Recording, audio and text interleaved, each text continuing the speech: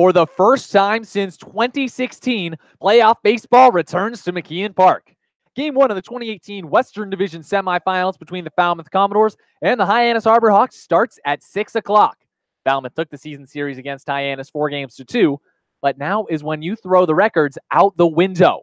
These two teams are hungrier for a championship than any other playoff team in the West. The Harbor Hawks have gone ringless since 1991, and the Commodores since 1980. One team will inch closer to a championship, and one will have to wait another year for another chance. Find out who takes the best of 3-game series here on the Hyannis Harbor Hawks Digital Network. Good evening, everybody. I'm Chris Lucey. The Western Division playoffs get underway in a bit less than half an hour, and I'm here to get you up to speed with the Harbor Hawks. It's been a little while.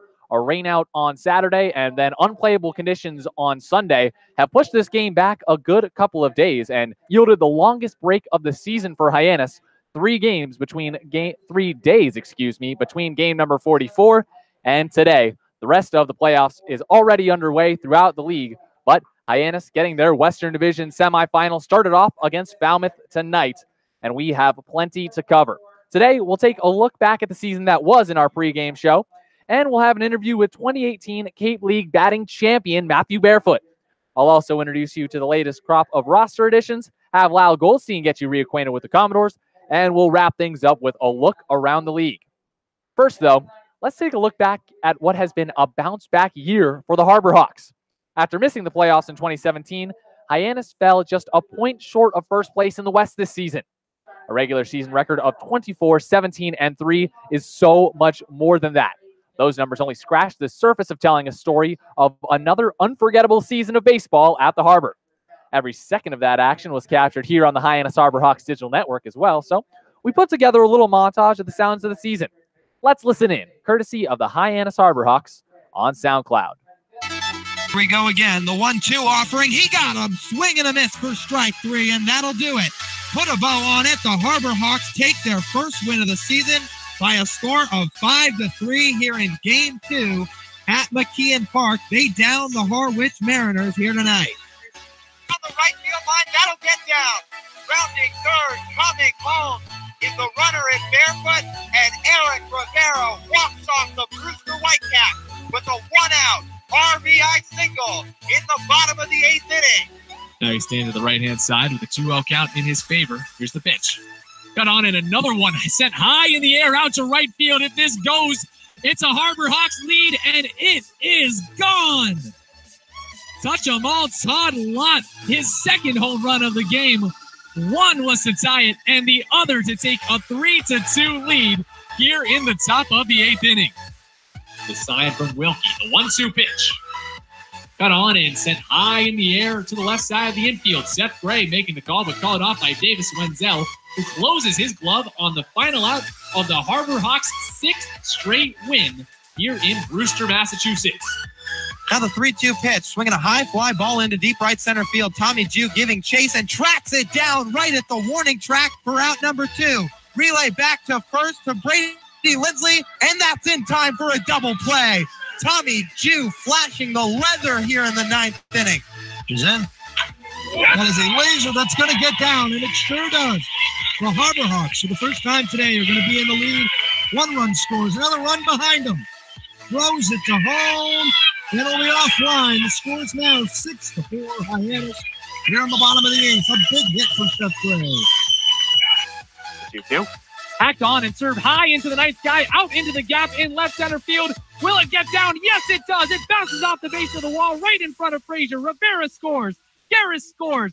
Tommy Jew on his horse to third base with a 2-out, 2 RBI triple to put Hyannis up 11-9 in the bottom of the 8th inning.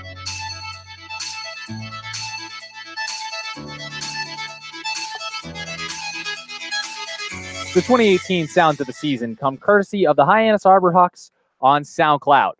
Thank you for joining us here. Chris Lucey on the pregame coverage for you. Hyannis finished second in the Western Division this season, clinching a playoff spot for the first time since 2016. So plenty to be proud of as the Western Division semifinals start off in less than half an hour.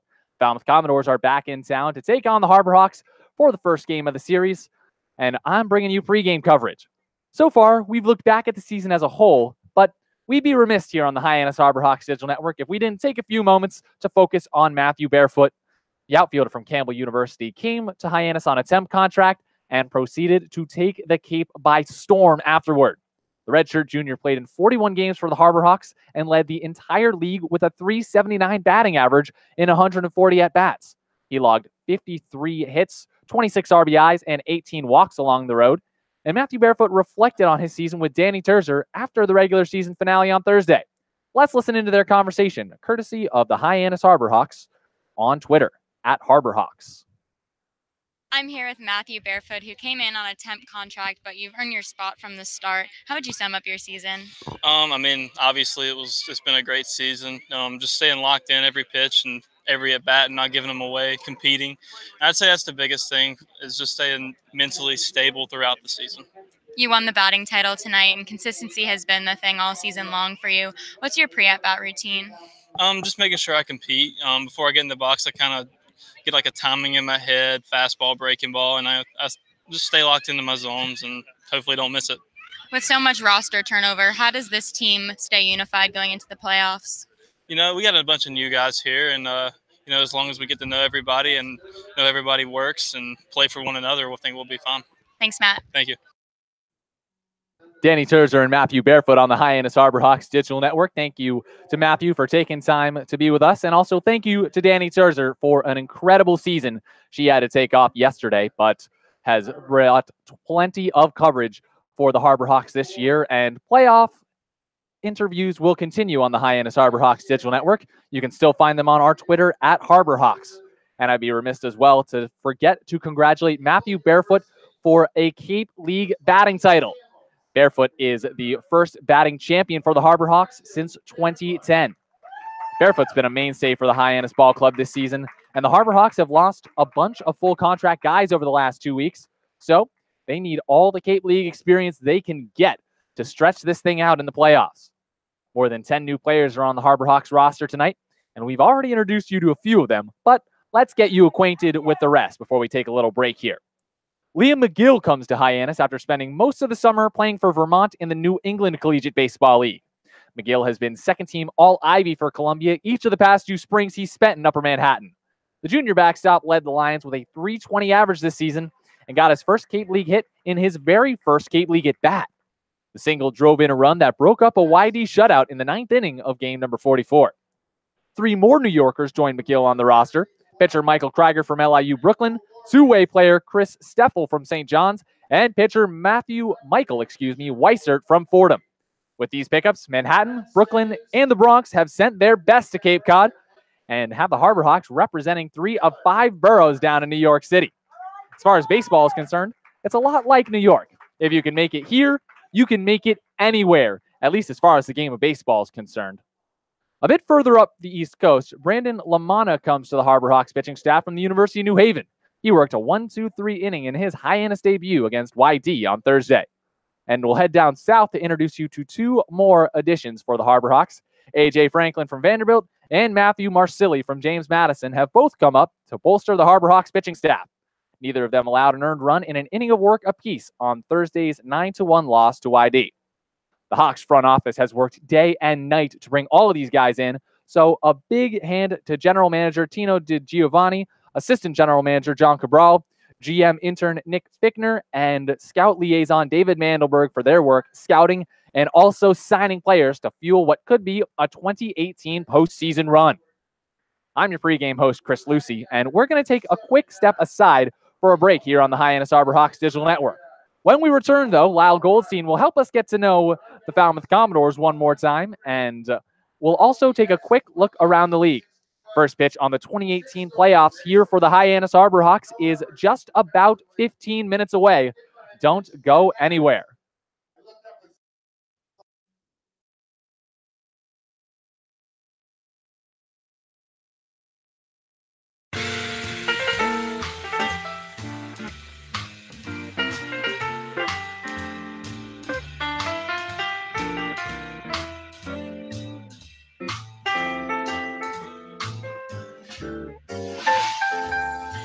Magic Works Media copyright.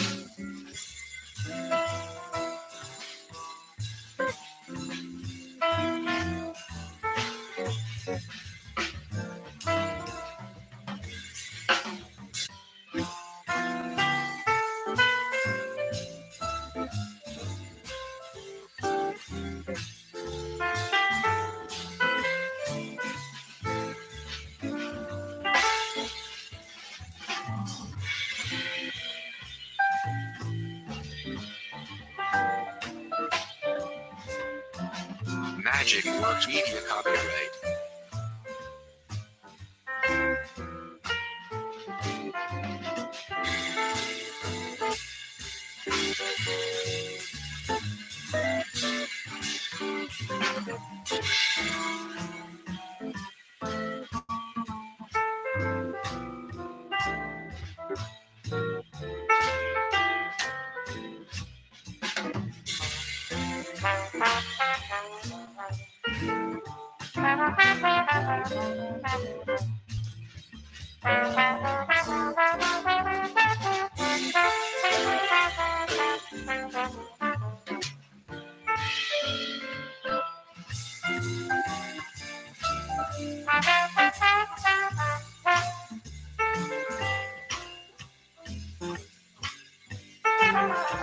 Magic Works Media copyright.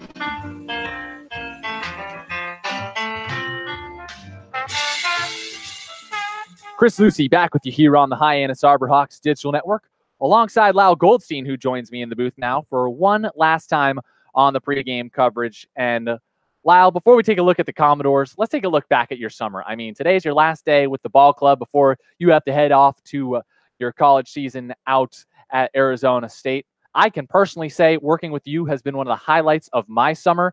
You're very professional, you work super duper hard, and you have a very bright future ahead of you in the game of baseball. But I personally want to know, what's been your favorite part of the Cape League broadcasting experience thus far? Well, first off, I really do appreciate it. But in terms of the summer, outside the obvious of getting to do what you love and calling baseball night in and night out in the best summer league around the world, just getting to talk to so many of these different players. I mean, these are guys who are potential top first round, top 5 round draft picks. And a likelihood is, or more than likelihood, a handful of these guys are going to end up making the big leagues one day. So sometimes that can kind of throw a big kind of whoa right at you. But then you go down and talk to so many of these guys, and they're really just like you. I mean, they're about the same age as we are, and they're really just down to earth and like to have fun and like to laugh and play the good game of baseball. So that's really what I've enjoyed the most outside of calling games, is getting to know so many of these different guys, knowing their stories, and just kind of getting to know their personality a little bit as well. That's something I'll definitely miss.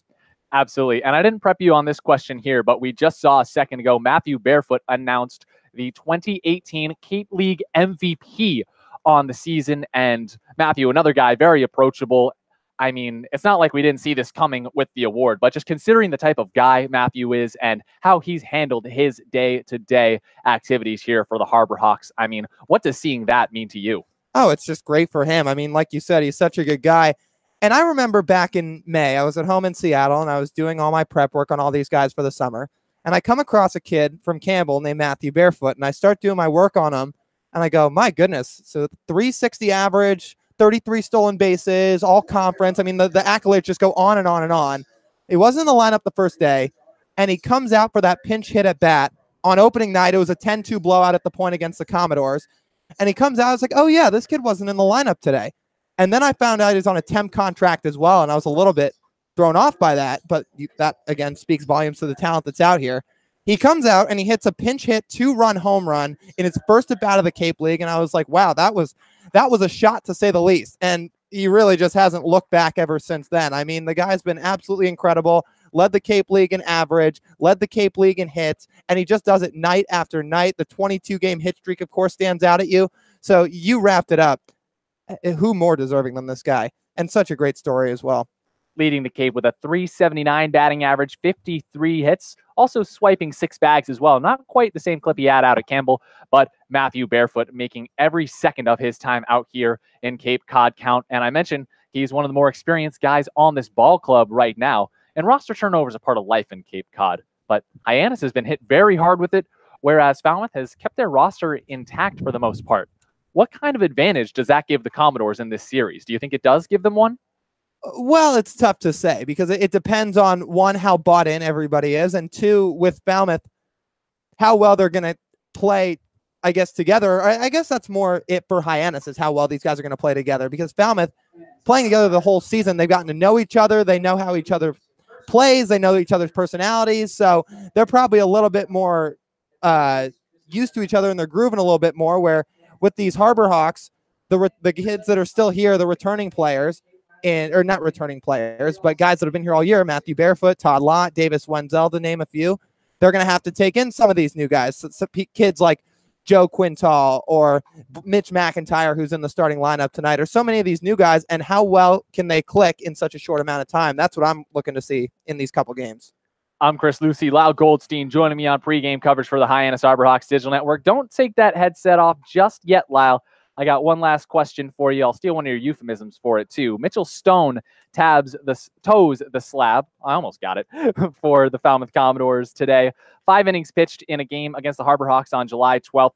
He only gave up 4 hits, no earned runs, struck out 3, and a dominant pitcher going off against Ryan Pepio, who's in his first start for the Harbor-Hawks today. A 4.91 ERA, a 3-0 record for the righty out of Butler. But he's going to have to give Hyannis distance against a dominant arm like Mitchell Stone. What does Pepio need to focus on for the Harbor-Hawks today? I mean, it's all about the strikeouts for him. You look at Ryan Pepio, and that's what he's thrived on all season long. For a while, he was second in the Cape League in strikeouts despite being a reliever.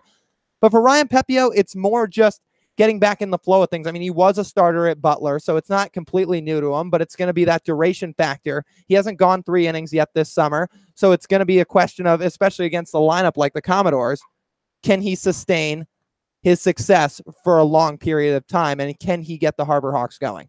Well, it has yet to be seen, but Lyle, I'll let you take off the headset now and continue prepping for your game here tonight. John Cabral left a little note for you. I thought that was umpires, but it's actually playoff shirts available at the merchandise store. If you're coming down to Hyannis, we got playoff shirts. Go check them out. Umpires are on the other side, says John Cabral. Always piping in a little bit. You've heard his voice on our rejoins this year, so the former Hyannis Harbor-Hawks broadcaster always finding a way to find his way to the airwaves. It's his natural home. And now we'll take one last look around the Cape League before closing out pregame coverage. The Harbor-Hawks taking on the Falmouth Commodores shortly in Game 1, a long-awaited Game 1 at that of the Western Division semifinal here from McKeon Park.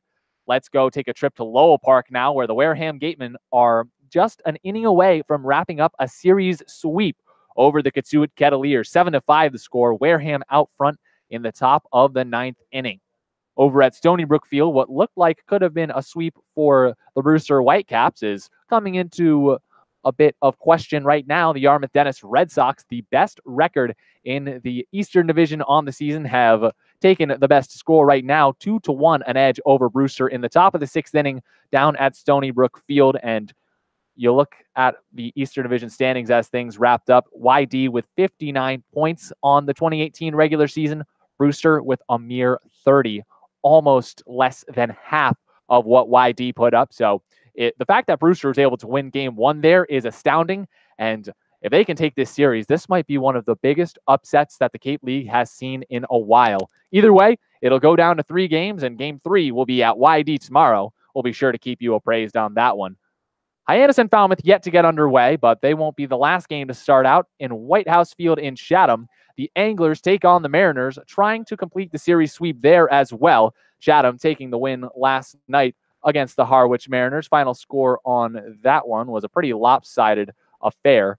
And Alec Manoa out on the mound for Chatham today. So a very tough bill for the Harwich Mariners, fighting for their playoff lives in the Eastern Division. That'll wrap it up for pregame coverage here on the Hyannis Harbor-Hawks Digital Network. Thank you so much for joining me here. I'm Chris Lucey. This won't be the last to hear me, though. I'll be back in the top of the 4th inning for another trip around the league.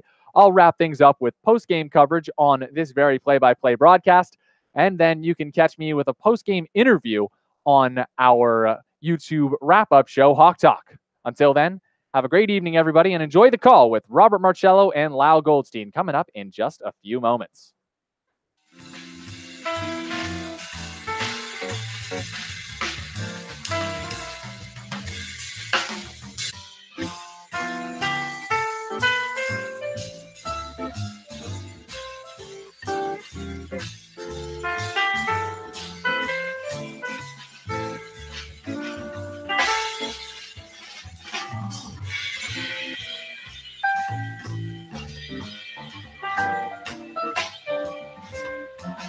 Magic Works Media copyright.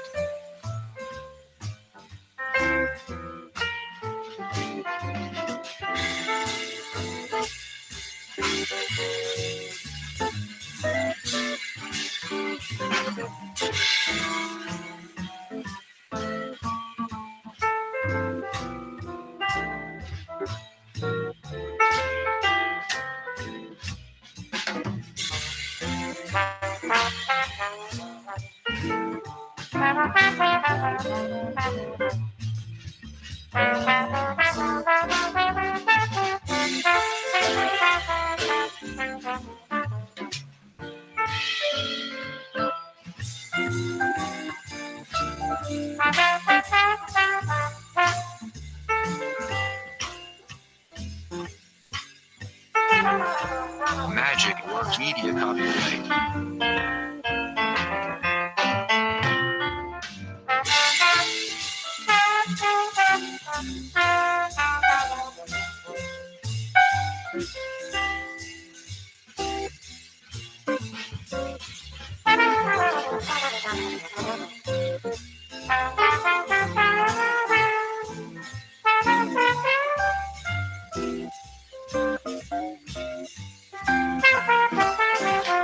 Magic Works Media copyright.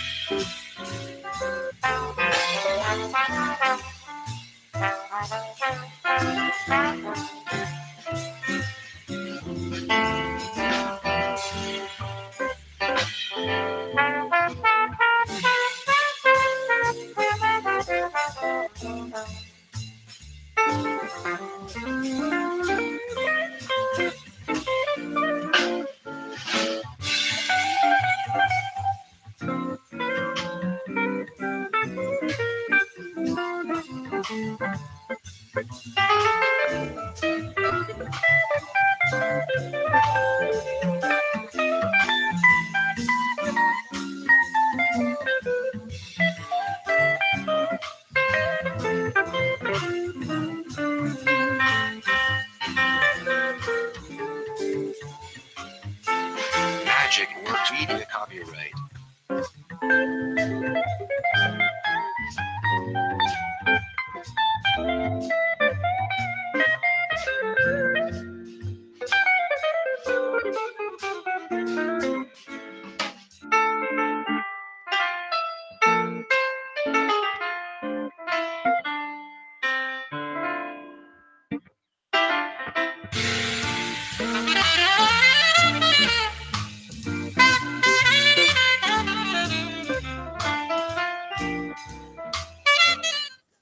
One year and 364 days of waiting is over.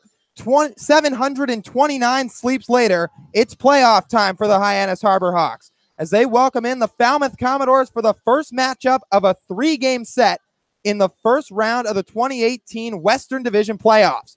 A 2-versus-3 showdown with one thing on each of their minds: 6 more wins, which would equate to a Cape League title. Hyannis is in search of their first ring since 1991.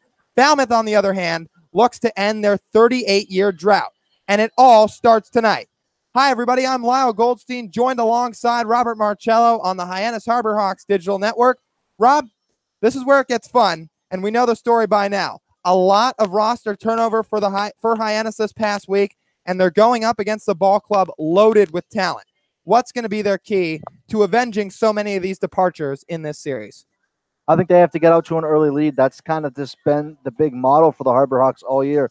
When they've been able to keep a lead past the 7th inning, they really haven't lost the game all year long, and their pitching definitely is going to have to hold up tonight if the Harbor Hawks want to have any chance against a lineup you said, Lyle, that it is loaded. Harbor Hawks will counter with right-hander Ryan Pepio out of Butler University, making just his second start of the summer and his first in almost 2 months. The right-hander's numbers on the season: 3-0 with a 4.90 ERA. This will be his 15th appearance on the summer. 22 innings, 11 walks, and 33 strikeouts. He's set to face a Commodores lineup held with 5 lefties tonight. Starting things off will be Will Brennan, the Kansas State left fielder from the left side. He'll be followed by Maverick Hanley, the Stanford catcher. Austin Langworthy in the number 3 spot, playing center field out of Florida. Cameron Cannon in the cleanup spot, the Arizona Wildcats third baseman. Matt Wallner hitting 5th and playing right field out of Southern Missouri. Pepio ready from the line. First pitch to the hitter, and Brennan is fouled off, and we're underway here at McKeon Park. 6:03 first pitch time. Logan Davidson hitting 6th and playing shortstop. Edward Julian in the 7th spot, the Auburn designated hitter. Pepio working from the left side. The 0-1, fastball runs away. Alex Volpe out of Holy Cross in the 8th spot and playing first base. And rounding out the 9, Hayden Cantrell, the Louisiana Lafayette second baseman. 1-1 count to the left-handed hitter in Will Brennan. Pitch from Pepio, swinging a pop-up on the left side of the infield. Chasing back is Seth Gray. Coming over is Wenzel to his right, calling off Gray and making the grab just on the lip of the outfield for the first out of the ball game. Good start here by Pepio, being able to induce a fly ball. Just didn't even get out to the outfield. A nice job there by Davis Wenzel, being able to come over as Seth Gray had a hard time fighting off the sun. Good communication on the left side of the infield between the Wright State Raider in Gray and the shortstop from Baylor in Wenzel. Now the number 2 hitter for the Commodores, and Maverick Hanley digs in as he swings and fouls the first pitch behind home plate and out of play. The rest of the infield, Taylor Garris out of Samford playing second base. Brady Lindsley over at first. Pedro Pages behind the plate tonight for Hyannis out of FAU. Pepio rocks and fires the 0-1. A breaking ball runs outside. From left to right, respectively, Matthew Barefoot out in left. Mitch McIntyre out of BYU making his first start of the summer out in center. And Eric Rivera out in right. 1 ball and 1 strike. Pepio the pitch, swinging a foul behind home and off the netting. 2 versus 3 matchup. Hyannis finished the year with 51 points, just a lone notch behind the Wareham Gatemen, who finished first in the Western Division with 52 points. Commodores, meanwhile, finished with 49 to their name. Pepio gets the sign. The 1-2 offering, breaking ball misses high.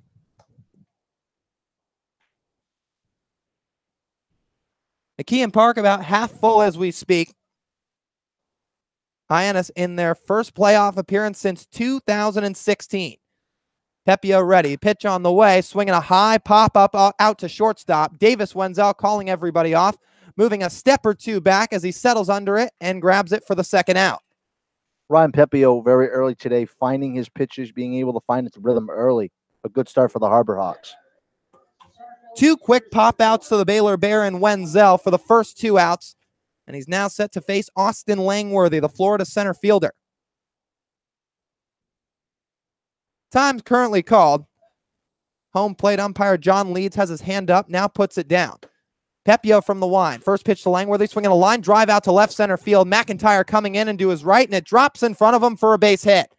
Austin Langworthy's on at first, takes a sharp turn and retreats back to the bag as he's on with a 2-out single, and it'll bring up Cameron Cannon with 1 man aboard. Cannon's recorded hits in 17 of his last 18 contests. The Arizona Wildcat in the cleanup spot tonight. Langworthy getting a lead over at first, about 2.5 steps, being held on by Brady Lindsley. Now from the stretch is Pepio. A first pitch breaking ball misses high and away. Harbor Hawks tonight, home white jerseys with the orange numbers, orange lettering, along with white pants, the blue cap with the orange H on the top. Pepio throws over to first. Back with a dive is Austin Langworthy. Commodores, meanwhile, black jerseys, maroon lettering and numbering, gray pants with a maroon stripe, and the black helmets with the maroon F. Right-hander and Pepio set from the stretch. The pitch to the right-handed hitter in Cannon is a called strike. 1-1, 1 on with 2 outs. Shade playing like it usually does at McKeon Park. Out over left field and Matthew Barefoot as we speak. The 1-1 from Pepio. Breaking ball swung on and missed for strike 2.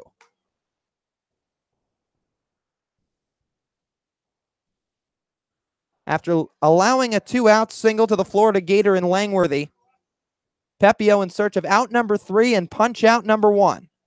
Throws over to first, but Austin dives back safe to the backside of the first base bag. Cannon points that bat out at Pepio, now back into his stance. Feet shoulder width apart. Pepio ready. The 1-2 on the way. Swing and a miss for strike 3. That'll do it for the Commodores in the top of the first as Pepio records his first strikeout of the night. 4 hitters faced, 1 hit allowed, no runs, no errors, 1 left on base. 0-0 through the top of the first. We'll be back right after this as Davis Wenzel, Eric Rivera, and Matthew Barefoot are due up when we return on the Hyannis Harbor Hawks digital network.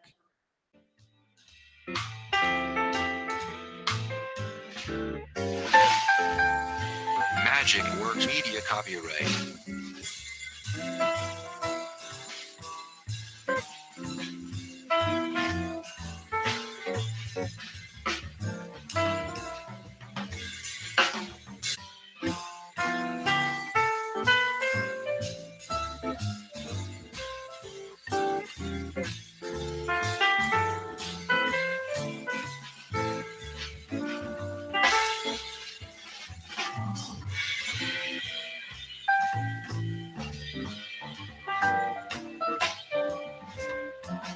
Magic Works Media copyright.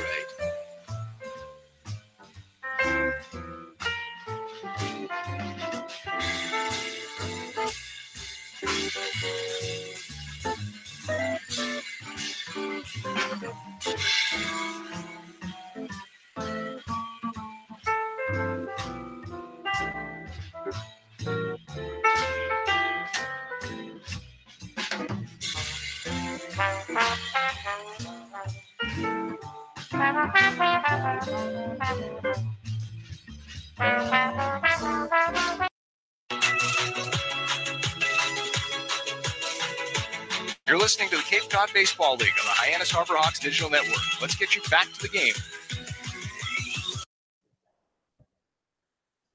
Bottom of the first here at McKeon Park as Ryan Pepio faced 4 hitters in the top of the first and allowed no runs, struck out the final batter of the inning in Cameron Cannon. Now the Commodores out on defense. They'll counter in playoff game number 1 with southpaw Mitchell Stone. 6'9", 266-pound left-hander out of Oklahoma State. Just finished up his freshman year at Stillwater. And he's set to face the top of the Harbor Hawks lineup with Davis Wenzel leading off. Stone from the windup. Glove set right at the mouth level. Roxon fires the first pitch. Fastball outside. Wenzel will be followed by Eric Rivera. Matthew Barefoot hitting third. Seth Gray in the cleanup spot. Todd Lott hitting fifth out of Louisiana Lafayette. As Stone's ready, 1-0 to Wenzel. Fastball misses away again. Pedro Page is hitting 6th out of FAU. Brady Lindsley hitting 7th from Oklahoma. Taylor Garrison the 8th spot. And rounding out the 9, Mitch McIntyre from Brigham Young. Next pitch to Wenzel. Misses up and away for ball 3. 3 straight balls for the Oklahoma State left-hander to start off his first playoff outing here in Cape Cod. He's now ready. 3-0 to Wenzel is a called strike. Wenzel hits .274 at home. And now the 3-1, swinging a high pop-up into shallow left field. Going back is the shortstop Davidson. In is Brennan to call him off, and he makes the catch on the run for the first out. So Wenzel retired, bringing up Eric Rivera from Florida Atlantic. The defense for the Commodores tonight, Cameron Cannon over at third, Logan Davidson at short, Hayden Cantrell at second, Alex Volpe at first, and from left to right in the outfield, Will Brennan, Austin Langworthy, and Matt Wallner, with Maverick Hanley out of Stanford doing the catching. Rivera hitting from the right side, right foot at the back of the box. Swings at the first pitch and sends a ground ball under the glove of the third baseman, Cannon, trickling into left field. Rivera takes a turn at first, and he'll move back to the bag, but the FAU outfielder is the first runner to reach base for the Harbor Hawks today. 1 out, base knock for Eric Rivera. We'll see how it's officially ruled. But it was a tough play for Cameron Cannon, having to move a couple of steps to his right, quickly try and get that glove down, but couldn't quite get there. And it will be established a hit for Rivera as he's on for Matthew Barefoot. Pitch from Stone from the stretch, a called strike at the knees. Matthew Barefoot, as you may have heard on the pregame show, Cape Cod League MVP of 2018. Campbell outfielder hit a .379 on the season as he takes another pitch for a strike right at the top of the zone. For a kid who came in on a temp contract, has turned himself into the best player in the most prestigious summer league in the world. Stone steps off and throws over to first, but Rivera's back safely with no dive. So after Barefoot hit .364 in his sophomore year at Campbell with 79 hits, .379 average in Cape Cod. Stone the stretch and the pitch to Barefoot, swinging a foul behind home. Middle infielders playing up the middle. Shifted over to his right is Hayden Cantrell. Davidson slightly to his left. Center fielder and Austin Langworthy playing very deep to the hitter in Barefoot, but straight away.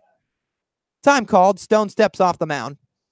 Barefoot wiggles his bat twice, loops it around the zone, and now sets it on his right shoulder. Rivera will lead at first. Pitch from Stone, swinging a foul behind home and out of play.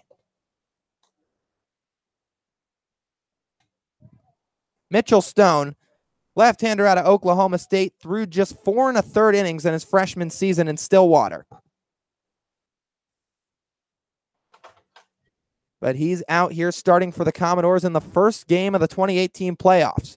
Pitch to Barefoot, swinging a ground ball on a couple of hops to Cantrell at second. Flips to Davidson for one, relay back to first, and that's in time for a 4-6-3 double play. Mitchell Stone faces the minimum in the bottom of the first after allowing a one-out single to Eric Rivera, induces a 4-6-3 twin killing to end things in the first. 0-0 score through one frame, and we'll be back right after this for the second on the Hyannis Harbor Hawks Digital Network. Magic Works Media copyright.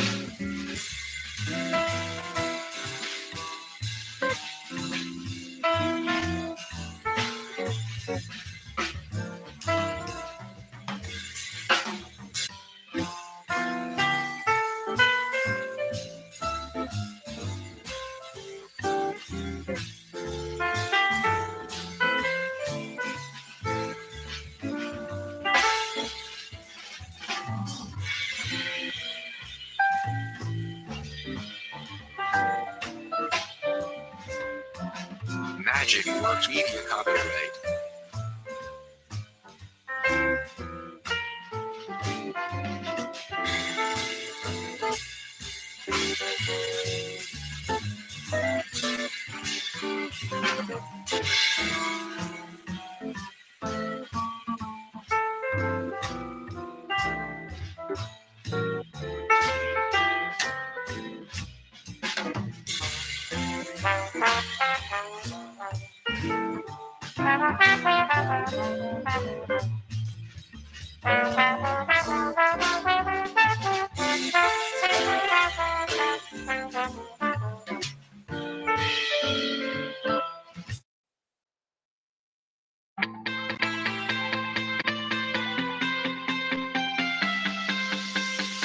You're listening to the Hyannis Harbor Hawks on the Hyannis Harbor Hawks Digital Network.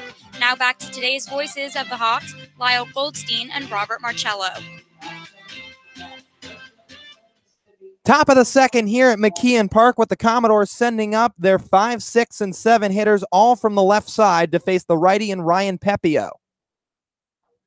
First hitter will be Matt Wallner out of Southern Mississippi. First pitch from Pepio, a called strike on a fastball. Wallner's 7 for 17 in his last 4 games. Sports a .300 average on the road. The windup and fire from Pepio. Swing and a miss for strike 2. Swinging right through it is Matt Wallner.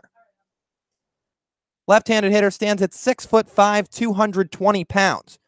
He hails from Forest Lake, Minnesota. 0-2 from Ryan Pepio. Fastball away. Infield back with nobody on, nobody out. Slight wind picking up here at the ballpark at McKeon Park. Pepio gets a sign from Pages. 1-2 pitch, swing and a miss at a breaking ball for strike 3. Down goes Matt Wallner, back-to-back strikeouts for Ryan Pepio, and there's one out here in the second. Nice pitch there by Pepio, that low outside changeup, getting Wallner to swing and miss at it for the first out to start things in the top of the second. Brings up Logan Davidson, the Clemson shortstop, also from the left side. Now, Davidson came into this summer as one of the most highly coveted prospects on the islands. Pepio's ready with the first pitch. Davidson swings and sends a high drive to deep right center field. Back is McIntyre to the track at the wall, and it is gone. Logan Davidson breaks a 0-0 deadlock here in the top of the second with a wall scraper of a home run, getting out by about 6 inches, just out of the reach of Mitch McIntyre, who leaped at the wall. And Falmouth goes on top 1-0. Good piece there by Logan Davidson, hitting it all the way in between the right fielder and the center fielder. McIntyre with a great effort, just unfortunately not enough. And it was a little tough to tell at first because that ball barely got out. You can still see where the ball's sitting here at McKeon Park. Nothing protecting that fence out there. No signs on it. So you can see the baseball sitting a foot behind the wall. As the new hitter in Edward Julian swings through a first pitch from Ryan Pepio.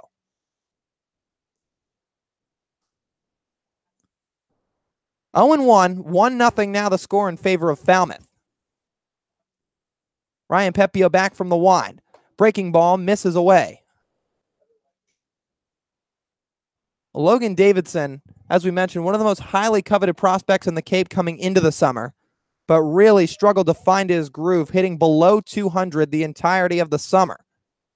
Now the pitch to Julian is taken for a strike on an off-speed from the right-hander.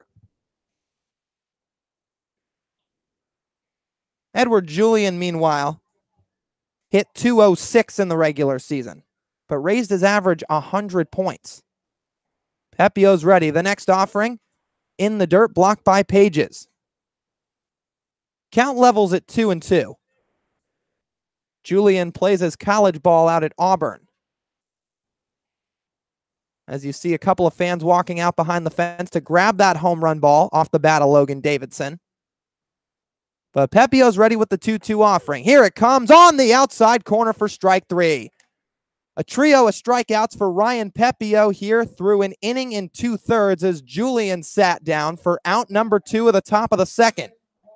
Another good pitch by Pepio, somewhat overcoming himself after letting up a solo shot to go down 1-0. A nice job by him. He'll now face the right-handed hitter in Alex Volpe, who takes an off-speed pitch away. Well, Alex Volpe making just his 3rd appearance for the Commodores this summer. Pepio from the wind. 0-1 pitch, a breaking ball on the outside corner for strike 1. Neither Kyle Stower is the Cape League leader in extra base hits or Davis Sims, the Cape leader in home runs, in the lineup tonight for the Commodores. Pitch to Volpe is fouled off behind home. So 2 of Jeff Trundy's biggest bats on the shelf tonight. We'll see if they're used in the later innings. Off the bench is a pinch hit or a defensive replacement of some sort. Pitch from Pepio, swing and a miss for strike 3. 4 strikeouts for the Butler right-hander through the first 2 innings. Falmouth plates 1 run on the solo blast from Logan Davidson to go up 1-0. But we'll be back in the bottom of the second when we return. 2 up will be Seth Gray, Todd Lott, and Pedro Pages on the Hyannis Harbor Hawks digital network.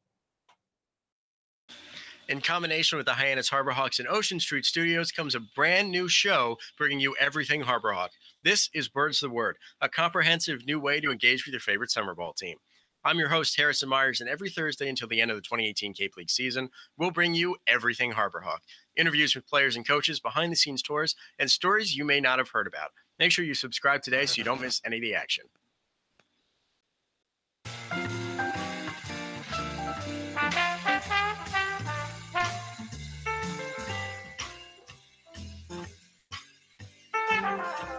Magic Media copyright.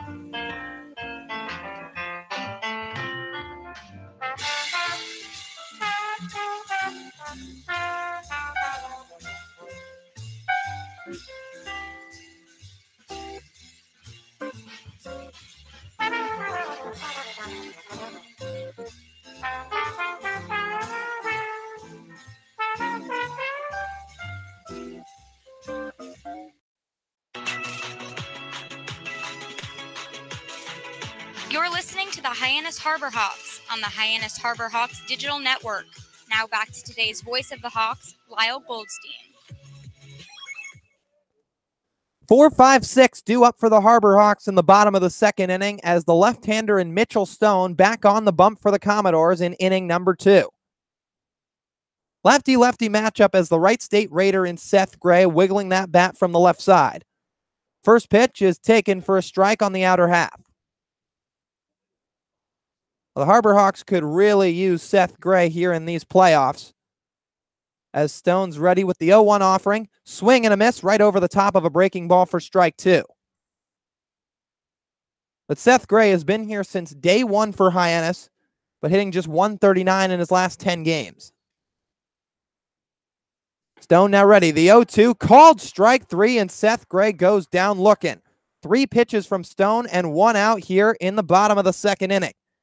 Left-hander records his first strikeout of the night to the one of 3 left-handed hitters in the order in Seth Gray. That'll bring up Todd Lott out of Louisiana Lafayette.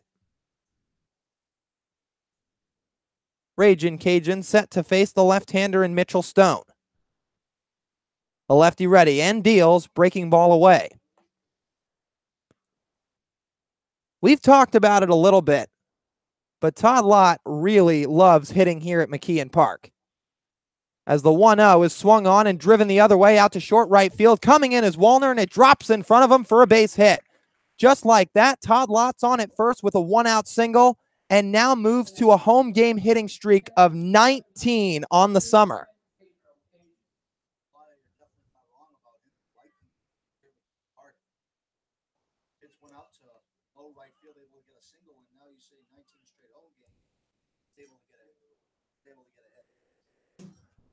Now Pedro Page is the hitter out of Florida Atlantic.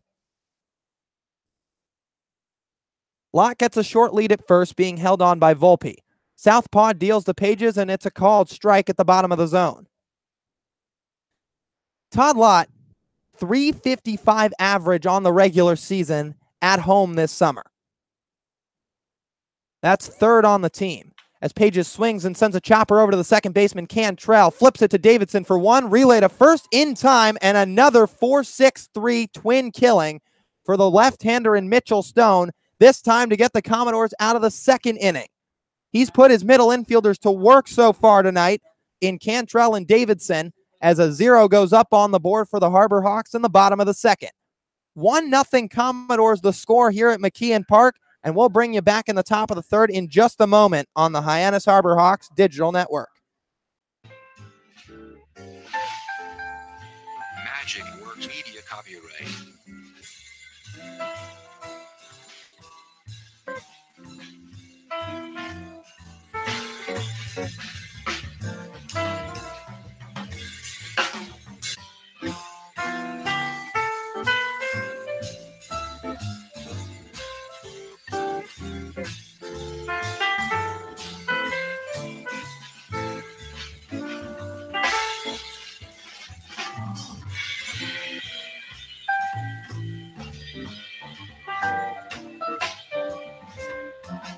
Magic Works Media copyright.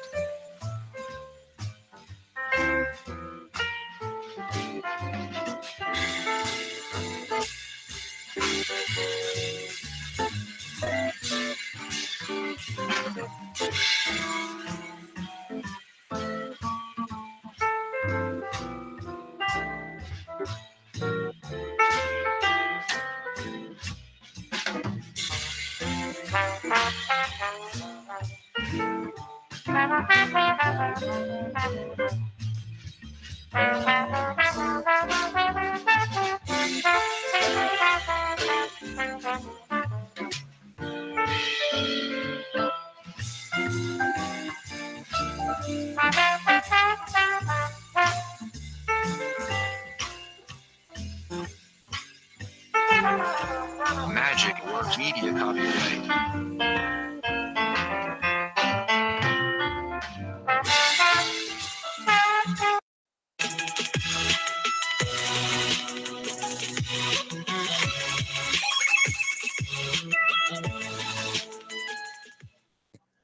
1-0 Commodores through 2 innings of play. And we start the top of the third here at McKeon Park. Ryan Pepio back on the mound to face Hayden Cantrell, the Louisiana Lafayette second baseman. Pepio from the wind. First pitch on the way. Fastball up high. Logan Davidson came through with a solo home run in the top of the second inning out to right center field. And that's the lone run up to this point in the ballgame. Seth Gray, even with the bag at third, as the next pitch from Pepio swung on and sent into shallow right center field on the fly. Moving over is Davis Wenzel, settles under it to make the grab as it went to straightaway center field, I beg your pardon. Mitch McIntyre came in. Wenzel moved off to his left and back, but had no trouble making that catch for the first out. Wenzel having a lot of action out there early in shortstop today. Not like really ground balls, normally what you see with an infielder, but fly balls. Nobody on, 1 out for the leadoff hitter in Will Brennan, who takes a breaking ball down. Brennan popped out to shorten his first at bat. Wenzel called off Seth Gray on that play, moving way over toward the line at third. The 1-0 misses away. 2 balls, no strikes to the Kansas State Wildcat in Will Brennan. Brennan raised his average 60 points in the final stretch of the season. The pitch from Pepio, 2-0, swung on and hit out and on the fly to shallow left center field. Matthew Barefoot coming in, settles under it and makes the grab for out number 2. The Ryan Pepio continuing to induce a lot of soft contact here as he records 2 quick outs in the top of the third. That'll be the 4th pop out he's induced in this ball game already. 3 of them going to Davis Wenzel. Now Maverick Hanley digs in from the right side. Pepio the wind. First pitch is a fastball outside. Shade continuing to come over at McKeon Park, now making its way out to Mitch McIntyre in center field. 1-0 from Pepio, misses down, bounces over the glove of Pedro Pages.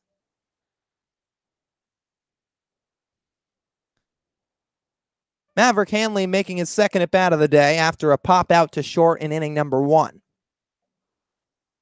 Hanley sported a .252 average with 26 hits on the summer for Falmouth. Pitch from Pepio, fastball upstairs. 3 balls, no strikes to the Stanford Cardinal. Wind blowing from right to left here at McKeon Park. 1-0 Falmouth the score with 2 down. Pepio winds. 3-0 pitch. Fastball outside for ball 4. Maverick Hanley draws a 4-pitch walk and is on at first with 2 outs in the top of the third. Pepio here definitely has to keep it at this guy getting on base. Already being down 1-0 in the playoffs, those small little things can come back to haunt you. Austin Langworthy now the hitter in the number 3 spot. 1 man on as time is called. Maverick Hanley kicking some dirt on the base paths between first and second. Pepio making his second start of the summer, the first since June the 17th here at home against the Brewster Whitecaps in a doubleheader. As he's ready from the stretch, throws over to first, tag applied by Lindsley, but back safely is Maverick Hanley. Ryan Pepio, no stranger to starting ball games, as he was in the rotation at Butler this season in 2018. As he's ready from the stretch, the pitch to Langworthy is on the outside corner for strike 1. Pepio led the team in ERA, innings pitched, strikeouts, and wins in 2018. Named to the first team All-Big East squad. From the stretch, Hanley takes off, the pitch in the dirt, throw down by Pages to Wenzel at second, and it's in time to get the runner in Maverick Hanley. Pepio faces the minimum in the top of the third, a strike from Pedro Pages down to Wenzel at second to put a 0 up on the board for the Commodores in the top of the third. 1-0 remains the score here at McKeon Park in Game 1 of the Western Division Series between the Commodores and the Harbor Hawks. Bottom of the third coming up right after this when we return on the Hyannis Harbor Hawks Digital Network.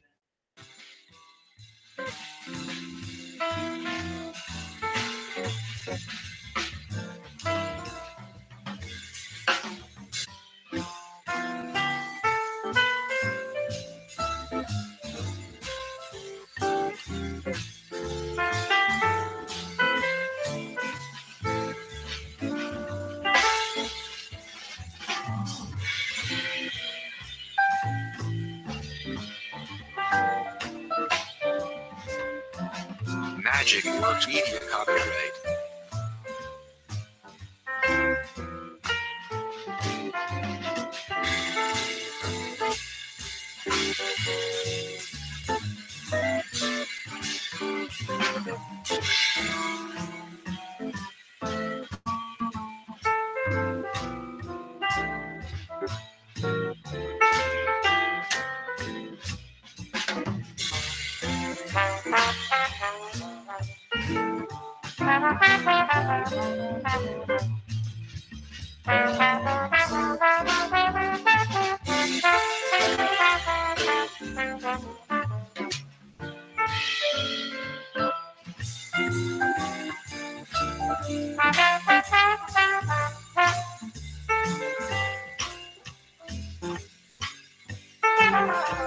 Magic Works Media copyright.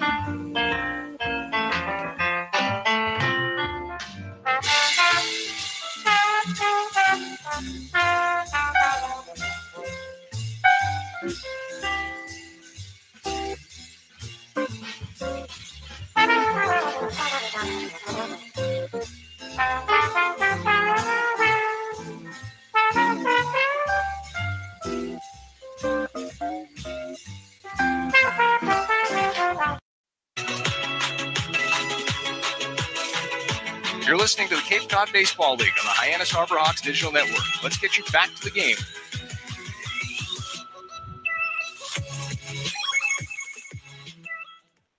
Bottom third of the order due up for the Harbor Hawks in the bottom of the third against the left-hander in Mitchell Stone from Falmouth. Brady Lindsley digs in from the left side, loops that bat around the zone once, now sets to the right of his head. First pitch from Stone is swung on and popped up on the infield to the left side. Moving to his right and foul ground is Cameron Cannon and makes the catch in front of the Harbor Hawks dugout for the first out. One pitch, one gone for the Harbor Hawks in the bottom of the third as Brady Lindsley fights one off the fists on the first pitch. And it'll bring up Taylor Garris, the second baseman from Samford. Lindsley just catching the edge of his bat there, and a tough play there for Cannon, especially coming from the sun to the shade. Garris takes the first pitch down in the dirt from Mitchell Stone. Taylor's 3 for his last 7. And he sits from the right side of the box. Pitch from Stone is swung on and fouled down the third base line. We have a live score update from around the league. Out at Spillane Field, things are over in the first round of the Western Division Series between the Gatemen and the Kettleers. The next pitch to Garris runs outside on a fastball for ball 2. Gatemen win by a final score of 15-6 at home and win 2-0 in the first round of the Western Division Series. Pitch to Garris is swung on and sent out to fairly deep right center field. Moving back into his right is Austin Langworthy and makes the catch for out number 2. Or he moves to his left, rather, into the gap in right center to track it down. Go ahead, Rob. The Harbor Hawks really just have been getting off to a really bad start here so far today, being down by 1-0, but still it's a 1-0 game. The Harbor Hawks still have a long way to go, but Mitchell Stone working very quickly here, and so is Ryan Pepio. 1-0 Falmouth in the bottom of the third as Mitch McIntyre takes a first pitch strike. One of many new faces for the Harbor Hawks as McIntyre finished up his freshman year at BYU. Lefty-lefty matchup as McIntyre takes a fastball low and away. He hails from Tuel, Utah, but in his freshman year he hit .254 with 1 home run and 33 hits. Swings and pops one foul to the third base side. Cameron Cannon giving chase, but it sails out of play, bounces off the top of the Harbor Hawks dugout.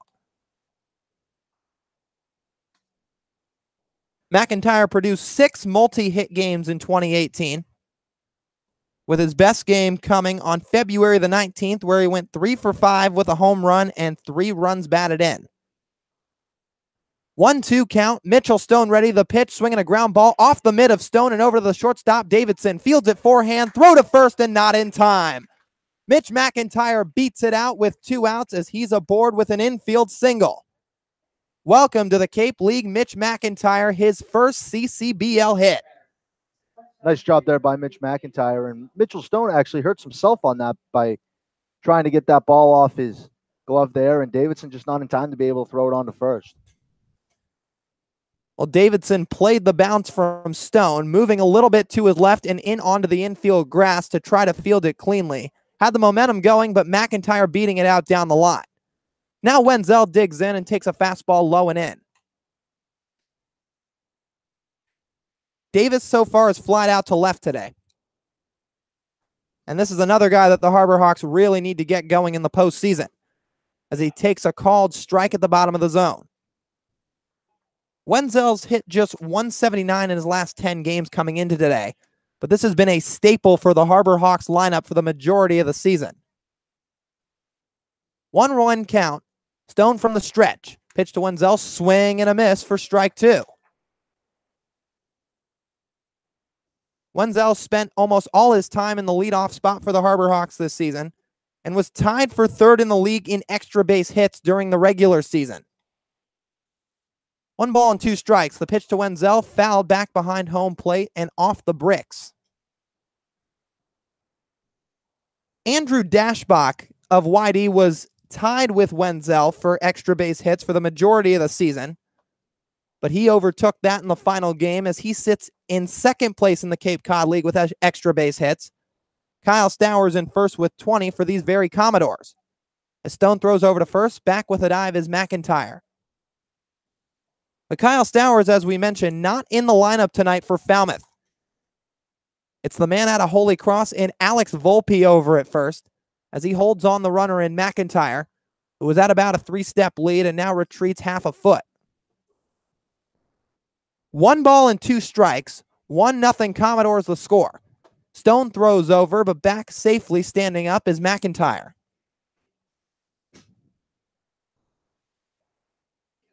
Davis Wenzel hitting from the right side. Harbor Hawks have 3 lefties in the lineup tonight. Stone ready. The 1-2 to Wenzel. Fastball gets away from the backhand of the catcher and Hanley into the backstop. McIntyre trots down to second and moves himself into scoring position with 2 out. Just an update for you, Lyle. The Brewster Whitecaps have taken the lead over the YD Red Sox, 3-2. Would you believe that? Could you imagine? Could you imagine if a 12-win Brewster team beat the Cape Cod leading YD Red Sox? Be one of the biggest upsets in Cape Cod League history, as Chris said at the bottom of the hour. But now business to take care of for the Harbor Hawks at hand as Wenzel takes a breaking ball high and away. Harbor Hawks in the playoffs for the first time in 2 years since 2016. They currently trail 1-0 against the Falmouth Commodores here in the bottom of the third of Game 1. Time is called as Mitchell Stone quickly steps off the mound, but now back on. The left-hander sets at the belt from the stretch. Checks McIntyre at second. Payoff pitch to Wenzel. Fastball in for a called strike 3. John Leeds rings up the leadoff man in Davis Wenzel for the final out of the bottom of the third. McIntyre stranded at second, and the score remains 1-0 Falmouth through 3 innings. We'll be back right in the top of the fourth in just a moment when we return on the Hyannis Harbor Hawks Digital Network. Magic Works Media copyright.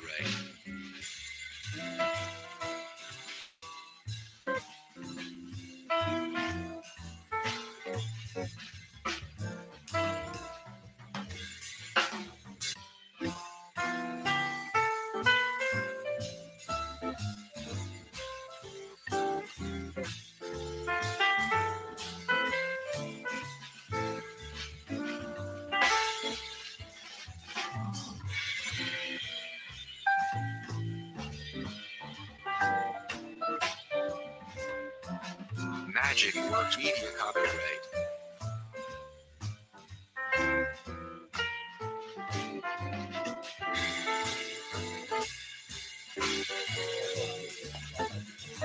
Chris Lucey back with you here on the Hyannis Harbor Hawks Digital Network. Falmouth on top of the Harbor Hawks right now, 1-0. And this playoff atmosphere is getting interesting throughout the island, ladies and gentlemen. Let's take a look. The Wareham Gatemen, as we mentioned earlier, winners 15-5 over the Cotuit Kettleers, eliminating the Cotuit Ball Club from playoffs. And they had an inning in the top of the ninth every member of the Wareham order scoring, including Austin Shenton twice, 15-5, the final score there. And then down in Brewster, the Whitecaps coming close to a monumental upset, bottom of the 7th, and they lead the Cape's best team in the YD Red Sox 3-2. YD scored 59 points on the season, and Brewster only 30. I think I've said my piece here. Now back to Robert Marcello and Lyle Goldstein for play-by-play. Hyannis and Falmouth about to get back underway. Rob, take it. Thank you, Chris. To get things started off in the top of the 4th inning will be Austin Langworthy. Last time he was up, he had a base hit. It is 1-0 Falmouth if you're joining us. Next pitch from Pepio is in low for a ball. Infield for the Harborhawks playing at regular depth. Shade now starting to completely cover left field where Matthew Barefoot is and some of where Seth Gray is over at third. And the pitch from Pepio. That is high for a ball. After Austin Langworthy will be Cam Cannon, the third baseman today for the Falmouth Commodores.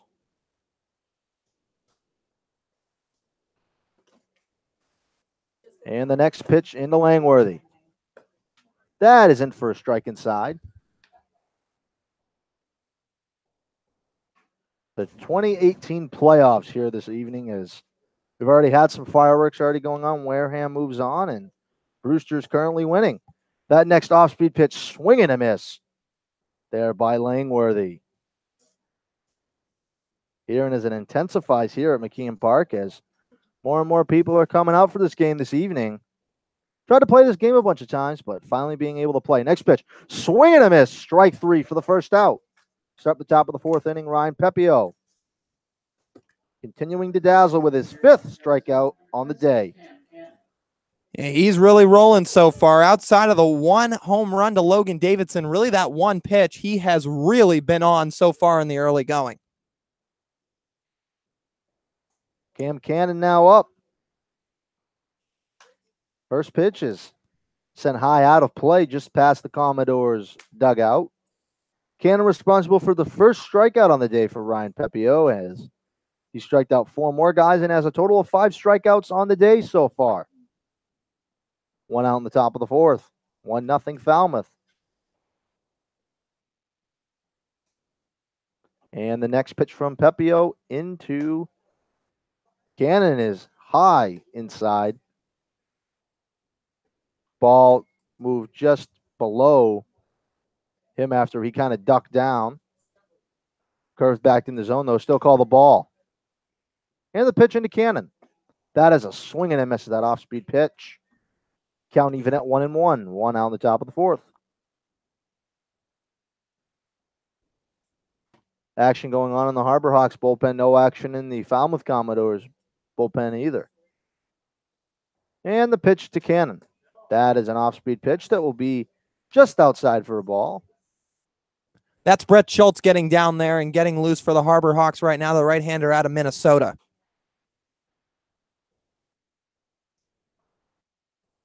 And the pitch to Cannon is outside for a ball. Pedro Pages drops it, though, on the transfer to throw it back to Pepio. Has a couple of chuckles with the home plate umpire and just throws the ball back. Trying to lighten up the mood as it has definitely intensified the 2018 playoffs here. The winner of this series will play the Wareham Gatemen. And the pitch for Pepio is sent high for a foul ball. Cannon chasing that outside fastball from Pepio. That's, for the most part, today worked for him. Infield for the Harborhawks still playing at normal depth. Harborhawks in their home jerseys, while the Falmouth Commodores are in their road black jerseys. And the pitch from Pepio. That is a ground ball to the shortstop, Davis Wenzel. Throws it on to first and is able to get him in time. Brady Lindsley had to stretch just for a second for the second out in the top of the 4th. And he does it so smoothly over there at short, but Wenzel really does make a tough play look easy. He managed to move off to his right and then charge in, giving himself enough time to field it out on his left foot and with the forehand side, giving momentum toward first base, and then a strong throw off his back foot and a nice stretch, like you mentioned, by Lindsley.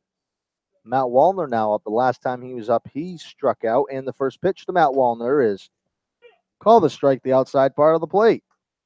Pepio and Mitchell Stone working pretty quickly here today.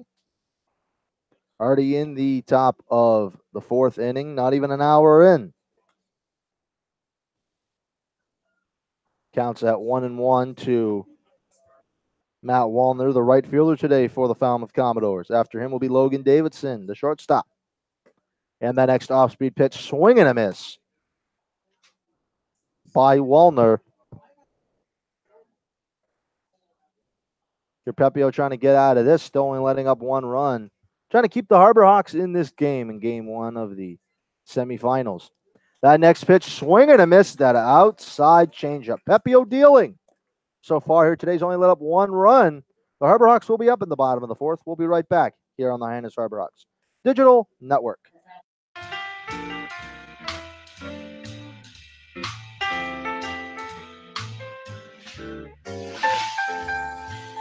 Magic Works Media copyright.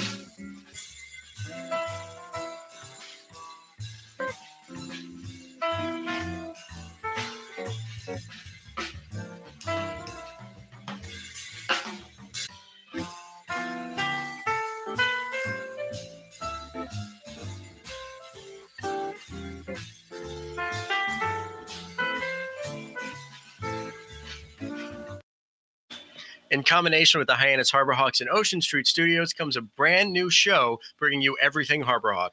This is Birds the Word, a comprehensive new way to engage with your favorite summer ball team.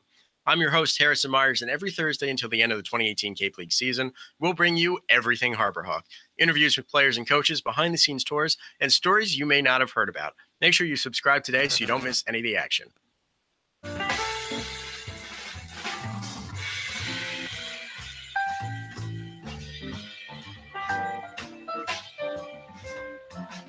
Magic Works Media copyright.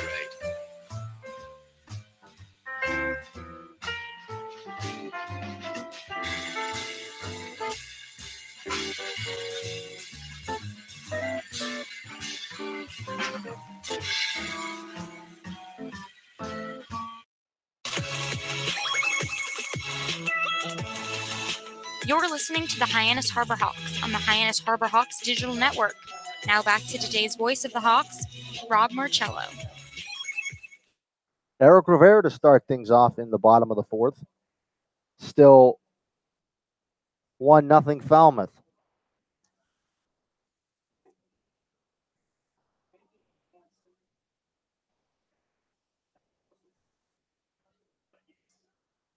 Mitchell Stone still on the mound for the Falmouth Commodores.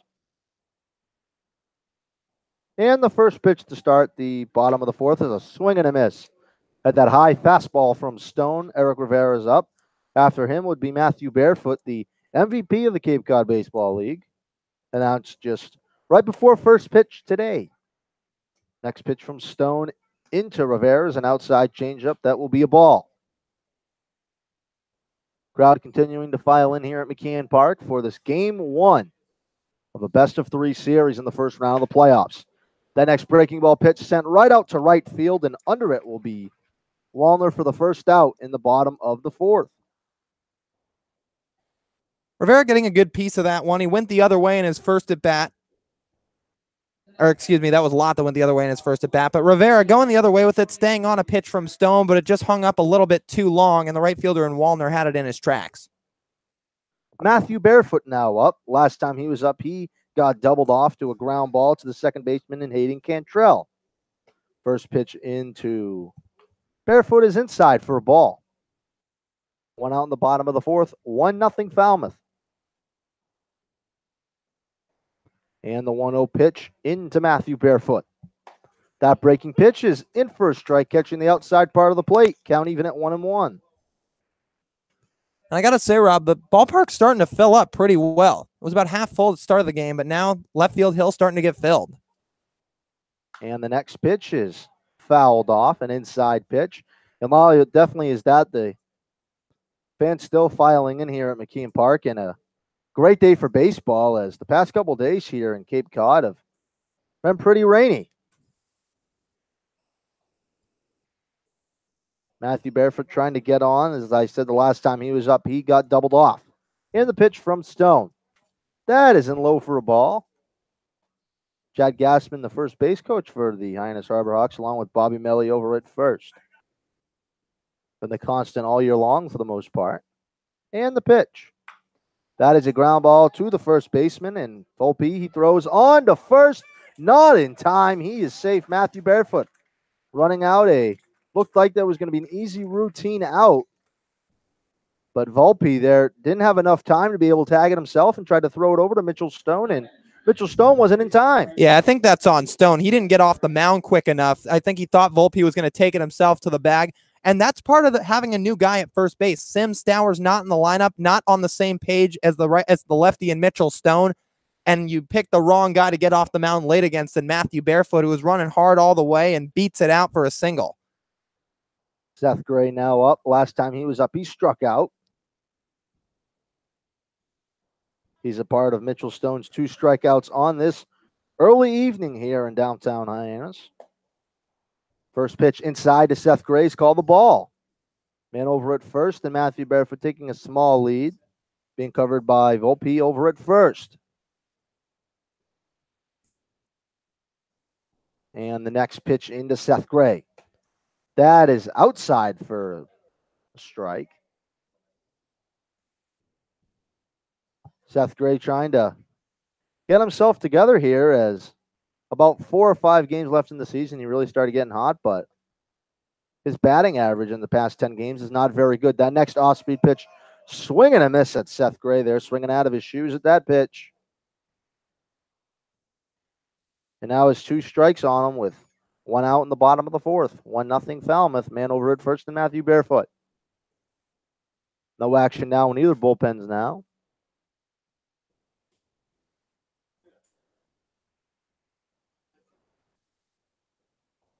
Man over at Barefoot taking a small lead off of first. And the pitch into Seth Gray's inside for a ball. Did not offer it that one.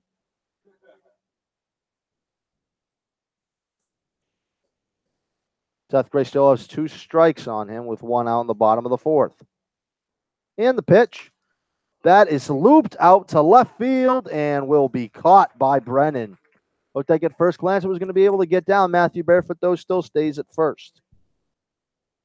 Yeah, Gray extending his hands and staying on a breaking ball from Mitchell Stone, spraying it the other way to left center, but it hung up just a little bit too long, and Brennan made the grab.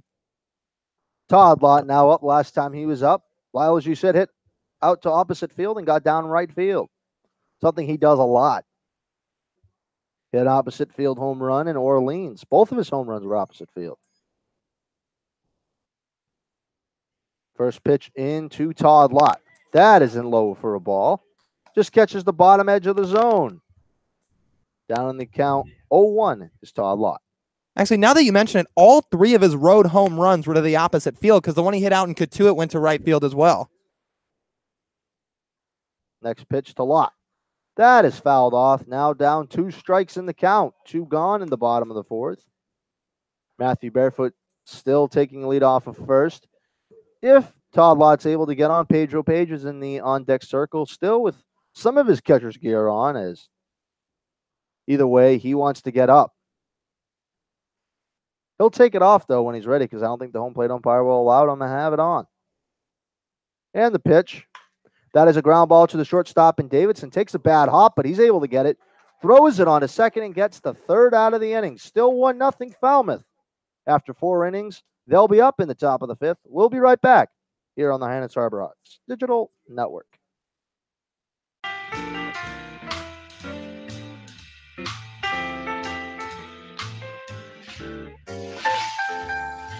Magic Works Media copyright.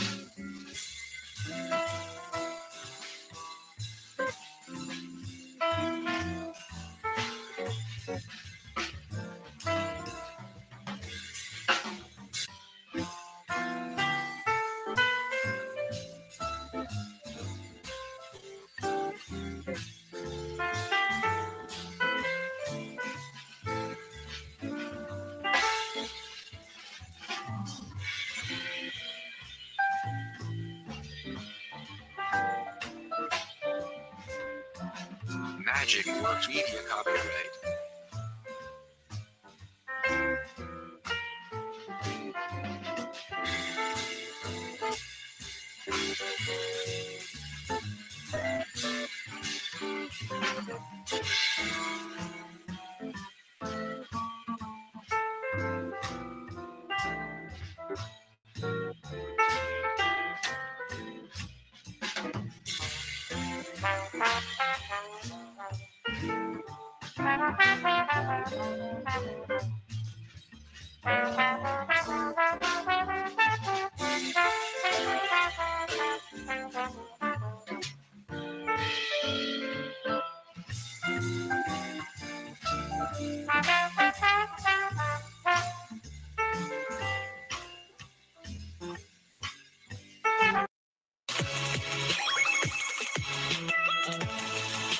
You're listening to the Hyannis Harbor Hawks on the Hyannis Harbor Hawks Digital Network. Now back to today's voice of the Hawks, Rob Marcello. Welcome back to things here at McKeon Park to start the top of the fifth inning. Will be Logan Davidson, the shortstop. Considered one of the highly touted prospects coming out of Cape Cod this year, as Lyle mentioned. And the first pitch, Pepio's still out there. That is a breaking ball in for a strike just inside. This is my solo inning here in the fifth inning. Lyle will have his in the seventh. Decided just to switch it up a little bit today. And the pitch, that off-speed pitch, outside in low. Lights start to come on here at McKeon Park. Sun's starting to go down here in downtown Hyannis. Next pitch from Pepio is a fastball. That will be outside for a ball.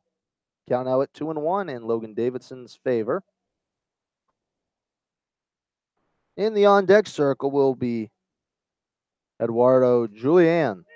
That is call the strike. Julian today, the DH today for the Falmouth Commodores, so he doesn't have to play the infield, but gets to bat. And the pitch to Davidson. That is sent foul just behind us here at McKeon Park. One of the biggest crowds of the year here on hand this evening for Game 1 of the Western Division Semifinals, as the winner of this series will play the Wareham Gatemen. They were able to win Game 1 yesterday, and then Game 2 today. That's a ground ball to the second baseman, and Garris for the first out of the top of the fifth.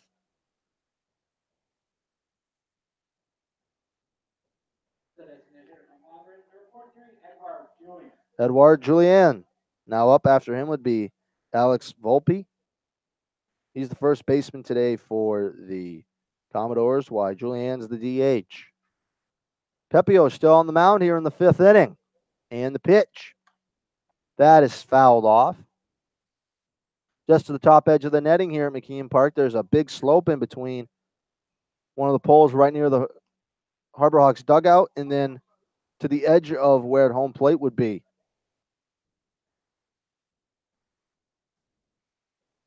Next pitch from Pepio. That is an off-speed pitch just outside for a ball.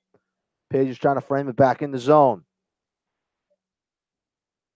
Infield for the Harbor Hawks playing at regular depth. Field's pretty dry here at McKeon Park. And the pitch. That is outside for a ball. Page is trying to bring it back in, but the home plate umpire did not offer. Home plate umpire tonight is John Leeds.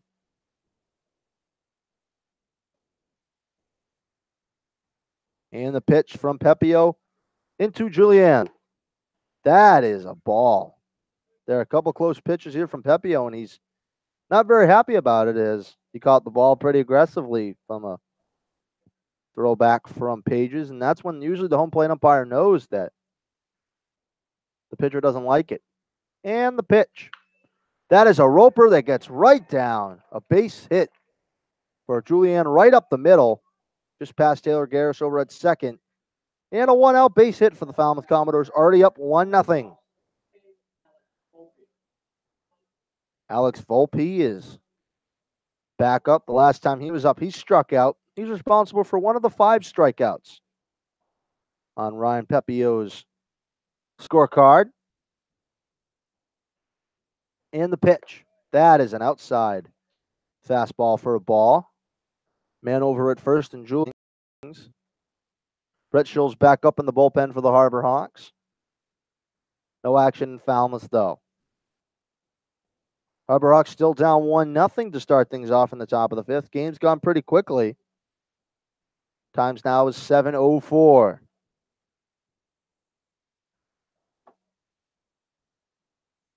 Manover and Julian taking a lead off of first. Pretty sizable lead. Pepio not looking over, though. Next off-speed pitch is called outside for a ball. It is 1-0 Falmouth if you're joining us here on the Hyannis Harborhawks Digital Network. Thank you for everyone listening tonight, as it is game one of the playoffs. Swing and a miss at that high fastball by Volpe.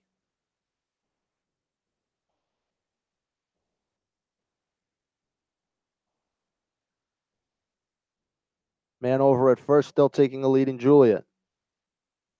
And the pitch into Volpe from Pepio. Swing and a miss.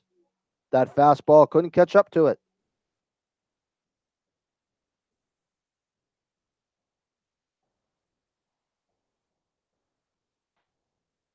Harborhawks trying to get out of this one. Trying to get up in the bottom of the fifth, trying to break this 1-0 deficit as Falmouth trying to add on to it. As Logan Davidson is responsible for the only run of this game with a solo shot in the top of the second. And the pitch. That is in low for a ball.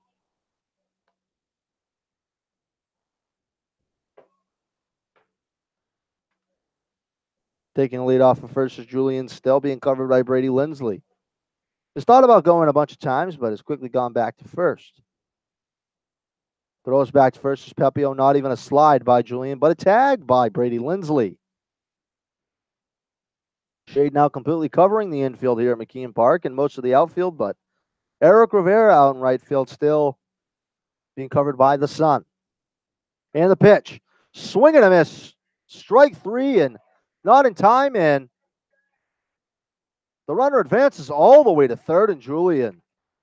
There, a bad throw by Pedro Pages advances the runner from second all the way to third, but Pepio able to get the strikeout.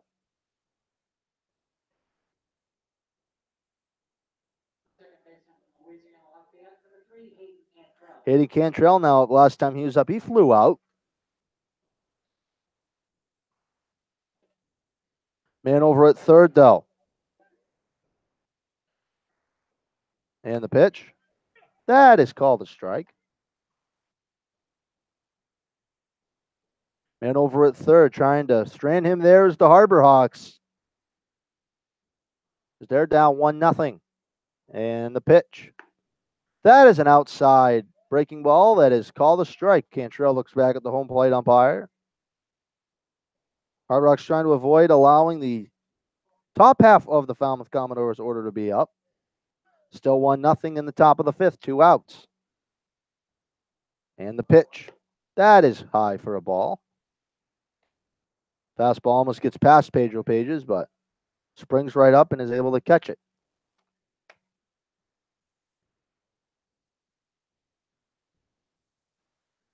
And the pitch. That is in the dirt. Good block, though, by Pedro Pages. Didn't allow it to get past him. That is a ball. Action continuing to go on in the Harborhawks bullpen. Why? No action in the Falmouth bullpen as they're going to allow Mitchell Stone to be able to finish it off here. It is the top of the fifth. And the pitch from Pepio. That is fouled off. Goes right in between Pedro Pages' legs and bounces to the backstop. Ball boy for the Harborhawks able to go up and get it, and then runs to the Falmouth Commodores side where he doesn't want to go all the way back and waste more time. Good amount of people out in both bullpens tonight. Everyone's pretty much usable after the 3-day break, as you had a day off and the 2 days where they were unable to play. That next fastball is high for the ball. Pepio trying to get a little frustrated with himself. For the Harborhawks playing at regular depth. 2 outs in the top of the fifth. 1-0 Falmouth. If Cantrell's able to get on Will Brennan, the top of the order for the Falmouth Commodores would be up. And the pitch. That is sent high up in the air. Pepio is under it. Seth Gray's going to be able to catch it, though, and gets right on the pitcher's mound and is able to catch the ball for the third out. The Harbor Hawks still down by 1, but a huge win for Ryan Pepio. Still has only let up 1 run in 5 innings. The Harbor Hawks will be up in the bottom of the 5th. We'll be right back here on the Hyannis Harbor Hawks Digital Network.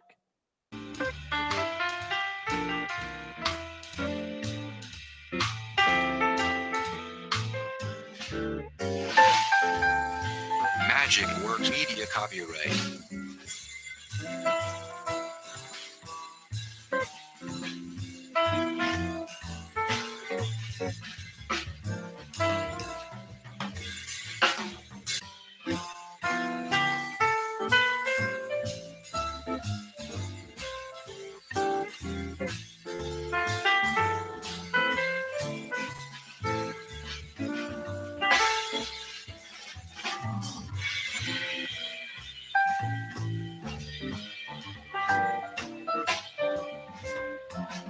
Magic Works Media copyright.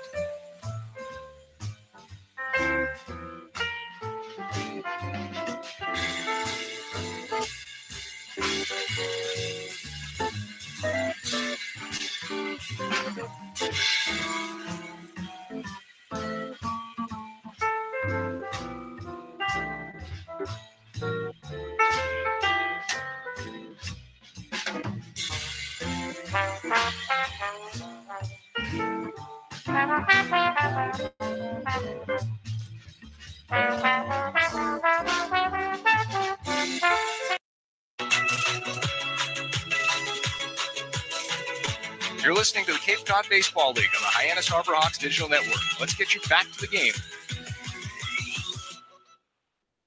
Mitchell Stone still on the mound for the Falmouth Commodores to start things off in the bottom of the 5th. Pedro Page is now up to lead things off. Harbor Hawks are down by 1. It's 1-0 here from McKeon Park. The pitcher's duel here from McKeon Park, something we haven't seen much all year.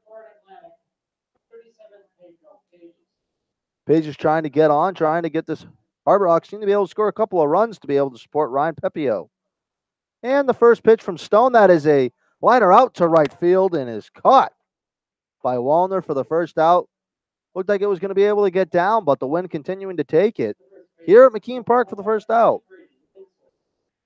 Still my solo inning here. Lyle will join me back in the 6th inning.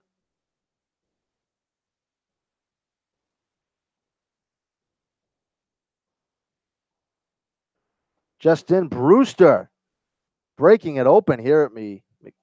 YD is now leading 7-2. A stunner for YD as it looked like going into the playoffs, they weren't going to have a hard time being able to get out of the East, but Brewster giving them everything they could handle. Next pitch from Stone is called a strike to Brady Lindsley. After Brady Lindsley would be Taylor Garris. And the pitch, that is fouled off. A couple people sitting in the front row here at McKeon Park, jumping up a little. Regardless if there's a netting or anything to protect you, you still fear for the ball. And the off-speed pitch is inside for a ball. 1 out in the bottom of the 5th, 1-0 Falmouth. And the pitch. That is a breaking ball in for strike 3. Fooling Brady Lindsley, bending his knees. There, caught him flat-footed. Strike 3 for the second out. Taylor Garris now up the second baseman today, and if he's able to get on, Mitch McIntyre is in the on-deck circle. First pitch to Garris is called a strike, outside pitch. In a stunner from Red Wilson Field as Brewster's up 7-2. Next breaking ball pitch is swing and a miss for a strike, and Brewster already up 1-0 in this series. YD might have to start pressing the panic button. And the next off-speed pitch, it tails back in the strike zone, but called a ball. No action going on in the Falmouth Commodores bullpen as they're going to allow Mitchell Stone to continue the good standing he's on, and that is fouled off that next pitch just before the Harbor Hawks bullpen, where Brett Scholes is continuing to warm up. The second time he's been up today warming up. Happened in the 4th inning and has now happened in the 5th inning. And the pitch into Garris. That is outside for a ball. Definitely didn't offer it that pitch. Almost went to the backstop. Sun now completely shading over to the Falmouth Commodores dugout. And the pitch to Garris from Stone. That is a ball. There, Stone walked off the mound thinking that was strike 3, has to go back. Stone in the high stirrups, very much as well as Hayden Cantrell.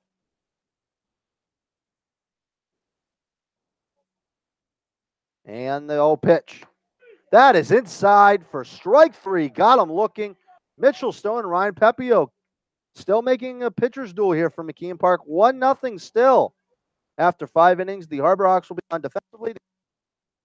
The top of the 6th. We'll be right back here on the Hyannis Harbor Hawks Digital Network. Magic Works Media copyright.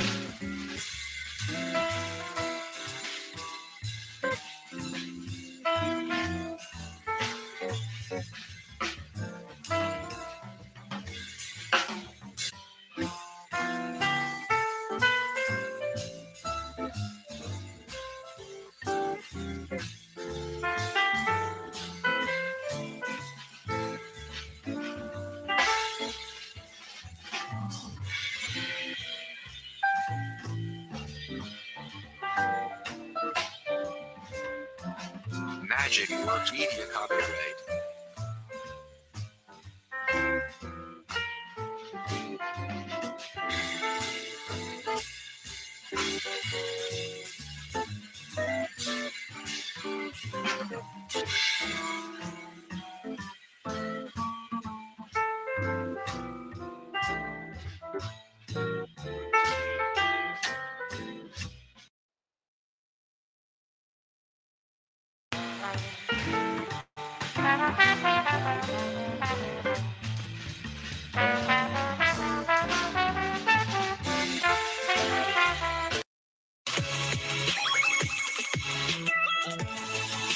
You're listening to the Hyannis Harbor Hawks on the Hyannis Harbor Hawks Digital Network.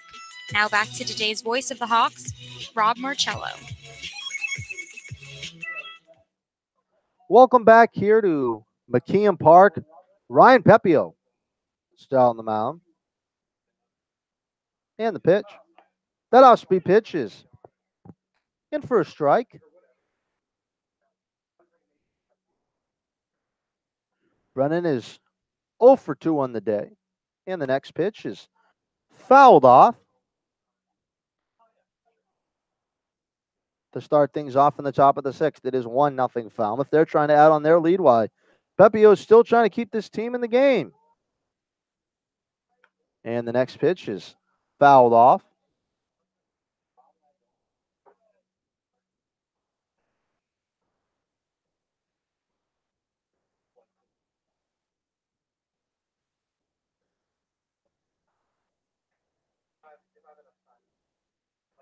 And the pitch. That is sent high up in the air and will go foul.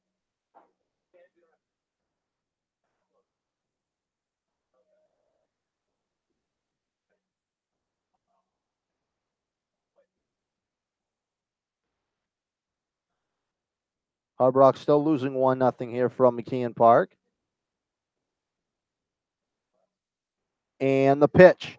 Swing and a miss. Strike 3 at that. Outside changeup for the first out in the top of the 6th.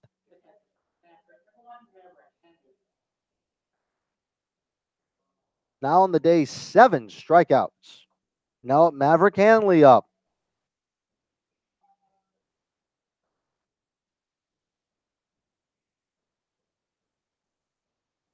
First pitch. That is high for a ball.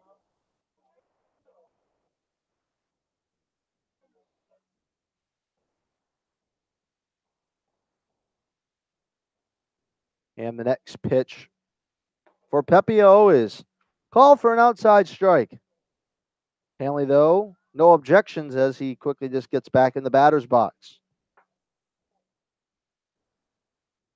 And the next off-speed pitch is outside for a ball.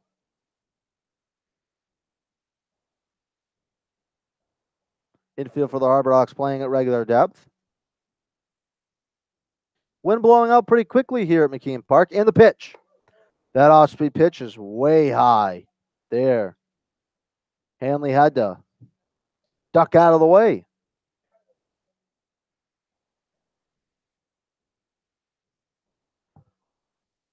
Crowd still filing in here at McKeon Park as this could be one of the biggest crowds we've had so far this year for the playoffs. And the pitch. That is called high for ball 4 and a 1-out walk for the Falmouth Commodores. Has them in business. They're already up 1-0.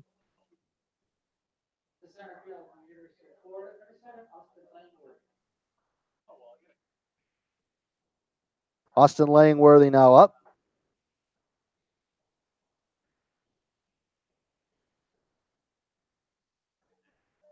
Taking a lead off of first is Hanley. In the pitch. That is in low for a ball.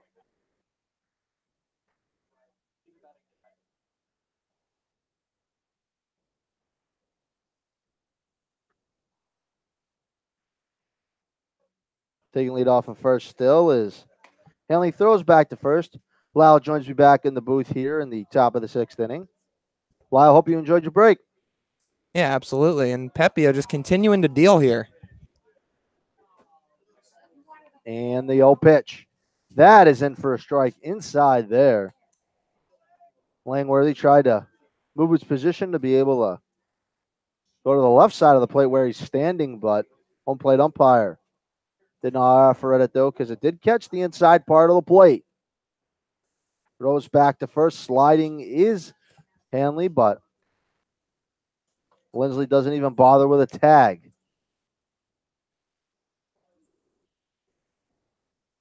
One out in the top of the 6th. 1-0 Falmouth. And the pitch. That is in low for a ball. Schultz still out in the bullpen warming up, just in case if Pepio is unable to get out of this one. Good crowd here for Falmouth as their fans travel pretty well. And the pitch. That is a ground ball that will get past Brady Lindsley and will dribble down all the right field. The man over at first, and Hanley goes all the way to third. Runners at the corners, 1 out here. And Pepio in a little trouble to start the top of the 6th inning. And that one just kind of a C&I single just out of the outstretched glove of Brady Lindsley on the backhand, and it squiggled into right field. And with the ball traveling so slow, it gave time for the speedy Maverick Hanley to make his way from first to third. Well, that's going to do it today for Ryan Pepio. A great performance, giving the chance to Harbor Hawks to get some run support. We're going to allow a new pitcher to come on and warm up. It is 1-0. There's runners at the corners for Falmouth. We'll be right back here on the Hyannis Harbor Hawks Digital Network. Magic Works Media copyright.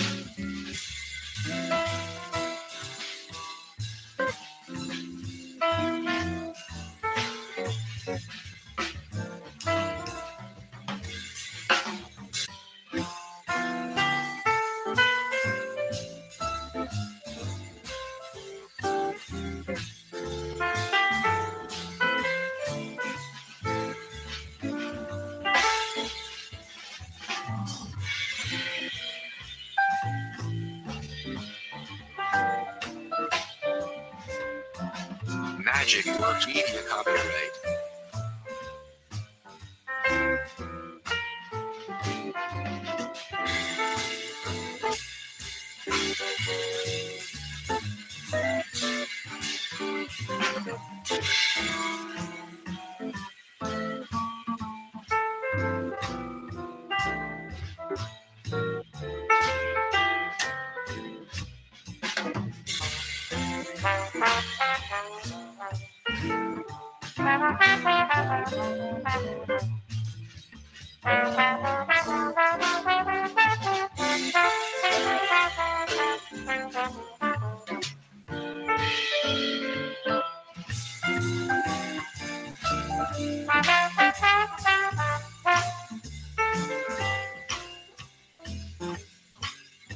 Magic Works Media copyright.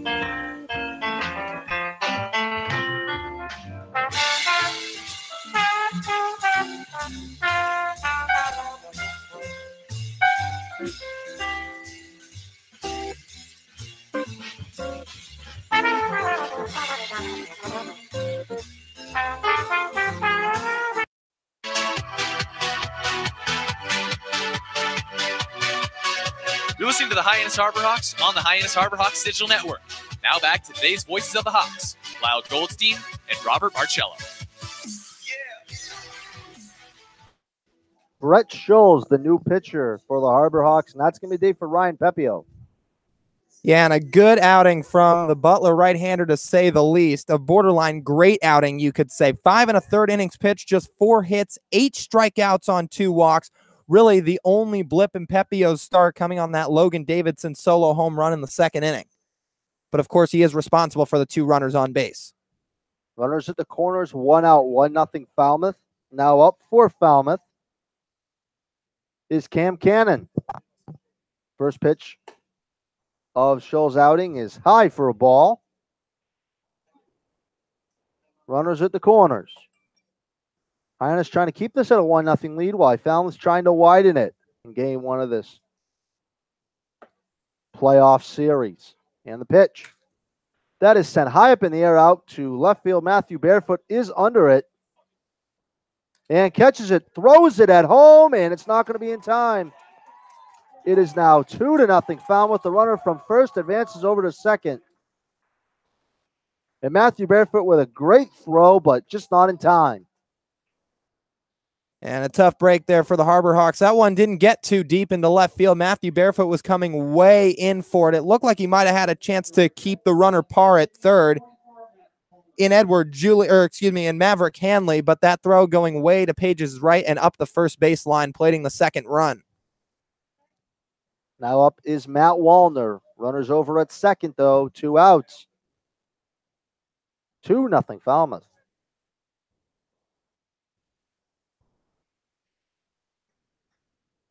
First pitch from Scholes into Wallner. That is a breaking pitch right down the heart of the plate for a strike. Bending Matt Wallner's knees there. Wasn't expecting that one. 7:27 here from downtown Hyannis and Eastern Time. And the pitch. That is sent high out in the air over to Seth Gray. He is under it to catch it, and he does for the 3rd out of the inning. Not until Falmouth does add a run. The Harbor Hawks will be up in the bottom of the 6th. We'll be right back here on the Hyannis Harbor Hawks Digital Network.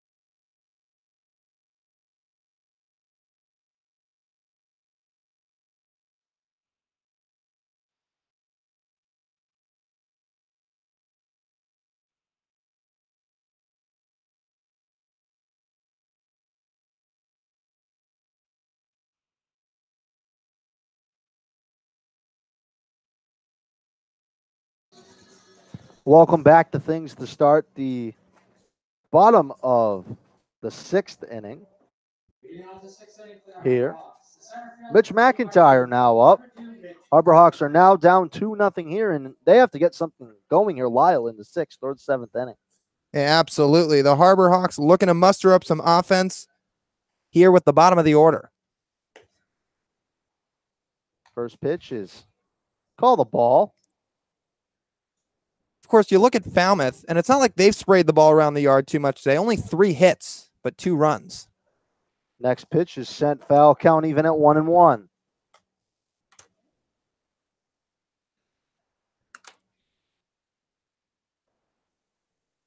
In the on-deck circle is Davis Wenzel, the top of the order for the Harbor Hawks. McIntyre, the 9th man in the order, trying to get on, just like he did last time he was up. That next fastball pitch is called high for a ball. McIntyre trying to get on. And the pitch. That is called for an outside strike. McIntyre doesn't like that one. McIntyre batting on the left side of the plate.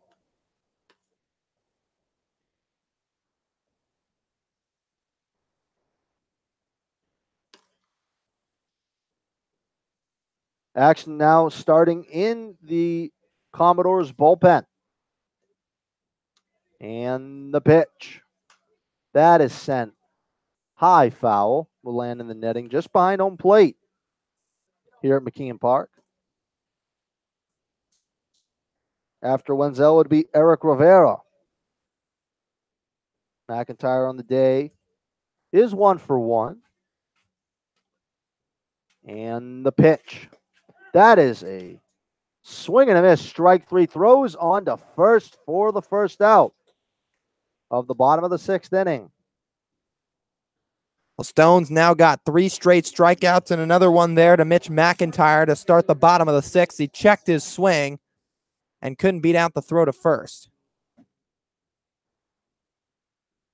Wenzel now up. As I said, the top of the order after Eric Rivera would be Matthew Barefoot as he's able to get up to the plate. Harbor Hawks are down by 2 runs.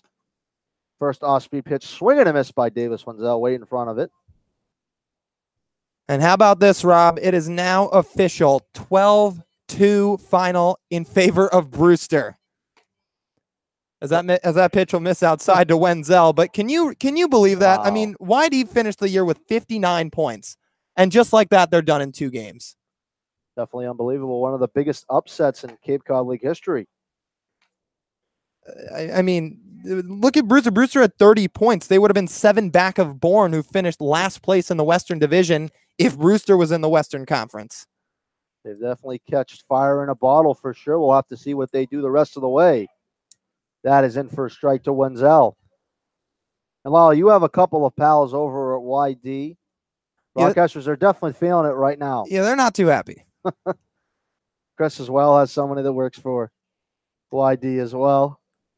You guys have the luxury of that. I had nobody when I came down here, so starting my own trend of my own. Next pitch inside for a ball 4 and a walk for the Harbor Hawks, trying to get a man on base down by 2. Well, and that's just Davis Wenzel doing what he does best, drawing walks. And for the leadoff hitter in Wenzel, he draws walk number 22 of his season. And maybe a little bit of a jump start to this Harbor Hawks offense here in the 6th. They're calling time. Pitching coach is bringing out a towel to the mound and Mitchell Stone. But how about this, Rob? We were going around the league just a minute ago, and if you want to dive even deeper, it's 5-1 Harwich over Chatham right now. Now, of course, Chatham took the first game, but Harwich hasn't beaten the Anglers all season. And now at home, they're up 4 runs. So it just shows you how crazy these Cape League playoffs can get. Sure does. Anyone can be beaten at any point. We definitely see that with the YD and Brewster matchup. Everyone had them penciled in and going all the way to the championship, but Brewster says not so fast. Time's called. There was a ball out right near home plate, but the ball boy for the Commodores throws it right back over to the bullpen as they have some arms warming up out there, but the Harbor Hawks don't. And the pitch to Rivera is grounded right to the pitcher. Throws on to second, throws on to first for the 3rd out of the inning. Getting out of the woods is Mitchell Stone. And after 6 innings, it is 2-0 Falmouth. We'll be right back here on the Hyannis Harbor Hawks Digital Network.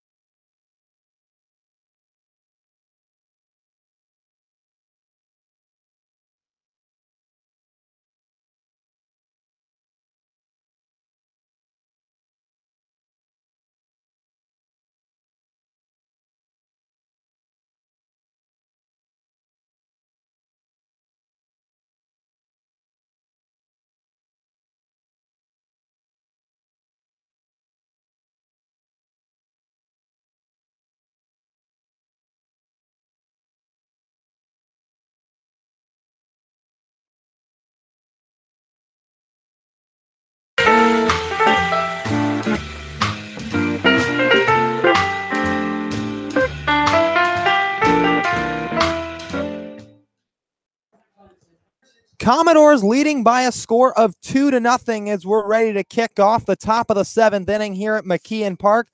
Game 1 of the Western Division playoffs in the first round between the Harbor Hawks and the Commodores. Brett Schultz back on the mound for Hyannis, set to face Clemson shortstop Logan Davidson from the left side. First pitch is taken for a strike on the outer half. Brett Schultz came into the game to relieve Ryan Pepio after 5 1/3 innings of work from the right-hander out of Butler. But now the Minnesota Golden Gopher deals to Davidson, and it's a fastball in the dirt, picked out by Pedro Pages. Schultz got the final 2 outs of the 6th inning. It'll be his first time seeing Davidson today. Breaking ball in there for a called strike at the top of the zone. Logan Davidson struck first for the Commodores in the top of the 2nd on a solo shot out to right center field. Schultz taking a long look at the left-handed hitter. Gets his sign and kicks and fires the next pitch, swinging a fly ball out to short right center field. Coming in as Mitch McIntyre makes the catch on the run, moving off to his left for the first out. Mitch McIntyre making his first start out in center field and first start period for the Harbor Hawks today. A late season addition out of BYU. Had that ball right in his tracks, had to run a decent way. Moving in and off to his left into the gap in right center, but made the grab running off to his left for the first out. That brings up Edward Julian, the left-handed hitter from Auburn. First pitch from Brett Schultz is a fastball high and away. Julian's 1 for 2 on the day. Was the culprit of one of the 8 strikeouts from Ryan Pepio. That was in the 2nd, and then he singled in the 5th. Schultz's next offering is a fastball for a called strike at the knees.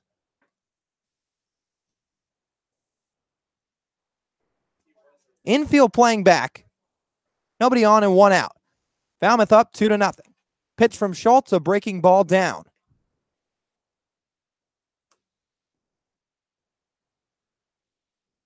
Edward Julian raised his average 100 points in the final 10 games of the season for Falmouth. Wiggling that bat above his shoulder, takes a fastball away for ball 3. 3 balls and 1 strike to the Auburn Tiger in Edward Julian. Brett Schultz, this is his 12th appearance on the summer and first since July the 29th. He rocks and fires the 3-1, a fastball upstairs for ball 4. 1 out walk to the Auburn product, and Edward Julian puts a man aboard here in the top of the 7th for Falmouth. First walk of the day issued for Brett Schultz as he'll face Alex Volpe, the first baseman from Holy Cross. Taylor Garris now shifted a little bit to his right, playing up the middle. Lindsley holding on the runner at first. Now Brett Schultz from the stretch. The pitch to the new hitter in Volpe is taken for a strike on the inside corner.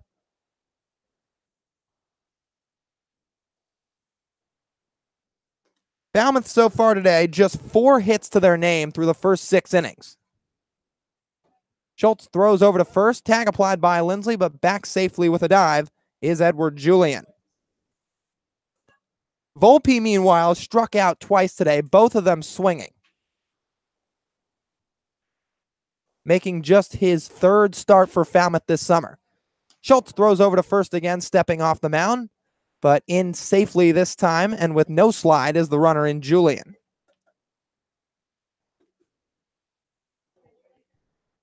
Julian on at first has reached aboard for the 2nd time so far today. Next pitch from Schultz, a breaking ball for a called strike.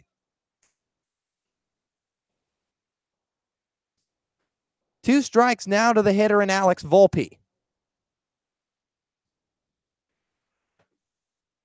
Brett Schultz in search for his first strikeout of the night. 0-2 the count. Brett gets his sign. The 0-2 on the way. Fastball outside for ball 1.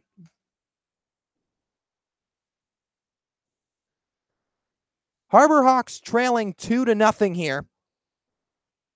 There was a run plated in the 2nd on the Davidson shot, and then last inning in the 6th on a sacrifice fly from Cameron Cannon. Schultz ready. The 1-2 offering. Breaking ball low and out. Count levels at 2-2. But Hyannis still in search on offense. Each team with 4 hits so far. Schultz taking a long look at the hitter. Now ready with the next pitch. Swinging a pop-up right up the elevator shaft behind home plate. Pedro Page is giving chase, looking up, and it sails just out of play over the netting. Pedro quickly threw the mask off, ran a little bit off to his left and behind to the stone dust here at McKeon Park, just off the infield grass.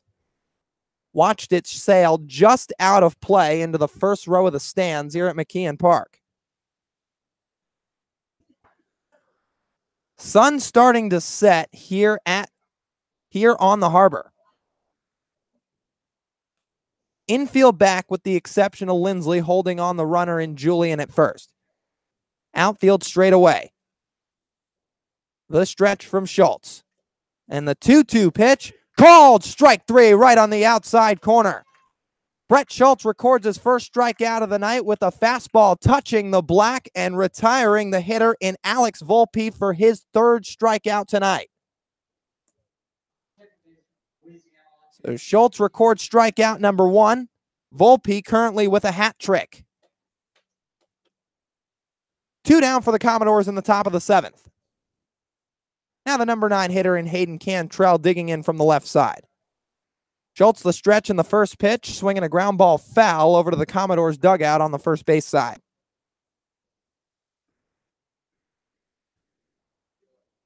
Team-wise, that's the 9th strikeout for Hyannis tonight. 8 of them coming from Ryan Pepio. Pepio making just his 2nd start of the summer. Time is called. Cantrell steps out. Still a slight wind here at McKeon Park, now blowing from left to right.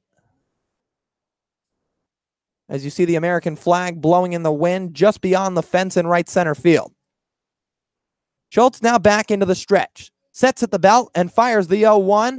Taken for a strike on the outside corner by the hitter in Cantrell. Hayden Cantrell plays his college ball at Louisiana Lafayette. Teammate of Todd Lott in the designated hitter spot tonight for Hyannis. Julian at first. 0-2 the count from Schultz. Pitch on the way. Breaking ball hits the hitter in Cantrell right on the foot, and a tough break for Brett Schultz as he loses Hayden Cantrell to a hit by pitch with 2 strikes and 2 outs. The Ragin' Cajun second baseman favoring that right foot just a little bit as he trots down to first base. Moving up to second is Edward Julian. Commodores have 2 on and 2 out as they'll turn the lineup over, and the leadoff hitter in Will Brennan steps into the left side of the batter's box.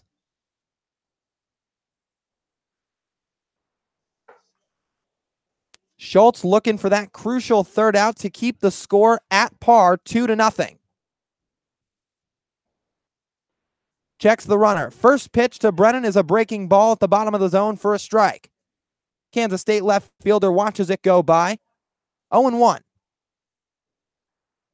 Seth Gray playing a little bit off the line at third and over to his left. Wenzel up the middle, shading the runner over at second base and Edward Julian. Lindsley back at first behind the runner as Brennan swings and sends a towering fly ball out to straightaway center field. Mitch McIntyre takes a step back and puts it away for the 3rd out. Brett Schultz gets a crucial fly ball to strand 2 Falmouth runners on base in the top of the 7th. 2-0 Commodores still the score through 6.5 frames. Harbor Hawks going to work on offense in the bottom half of the 7th when we return on the Hyannis Harbor Hawks digital network. Magic Works Media copyright.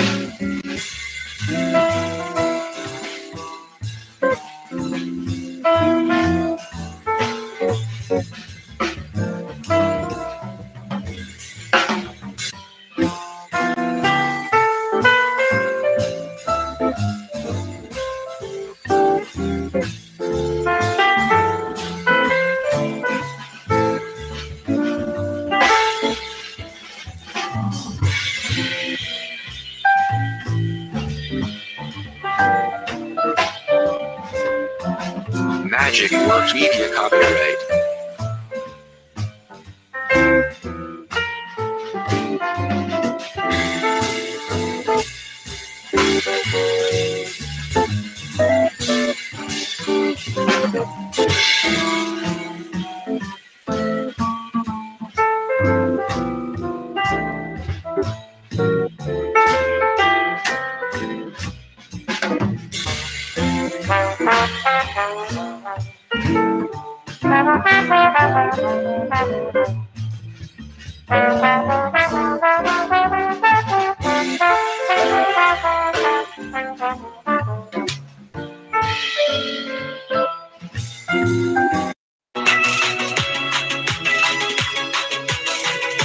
You're listening to the Cape Cod Baseball League on the Hyannis Harbor Hawks Digital Network. Let's get you back to the game.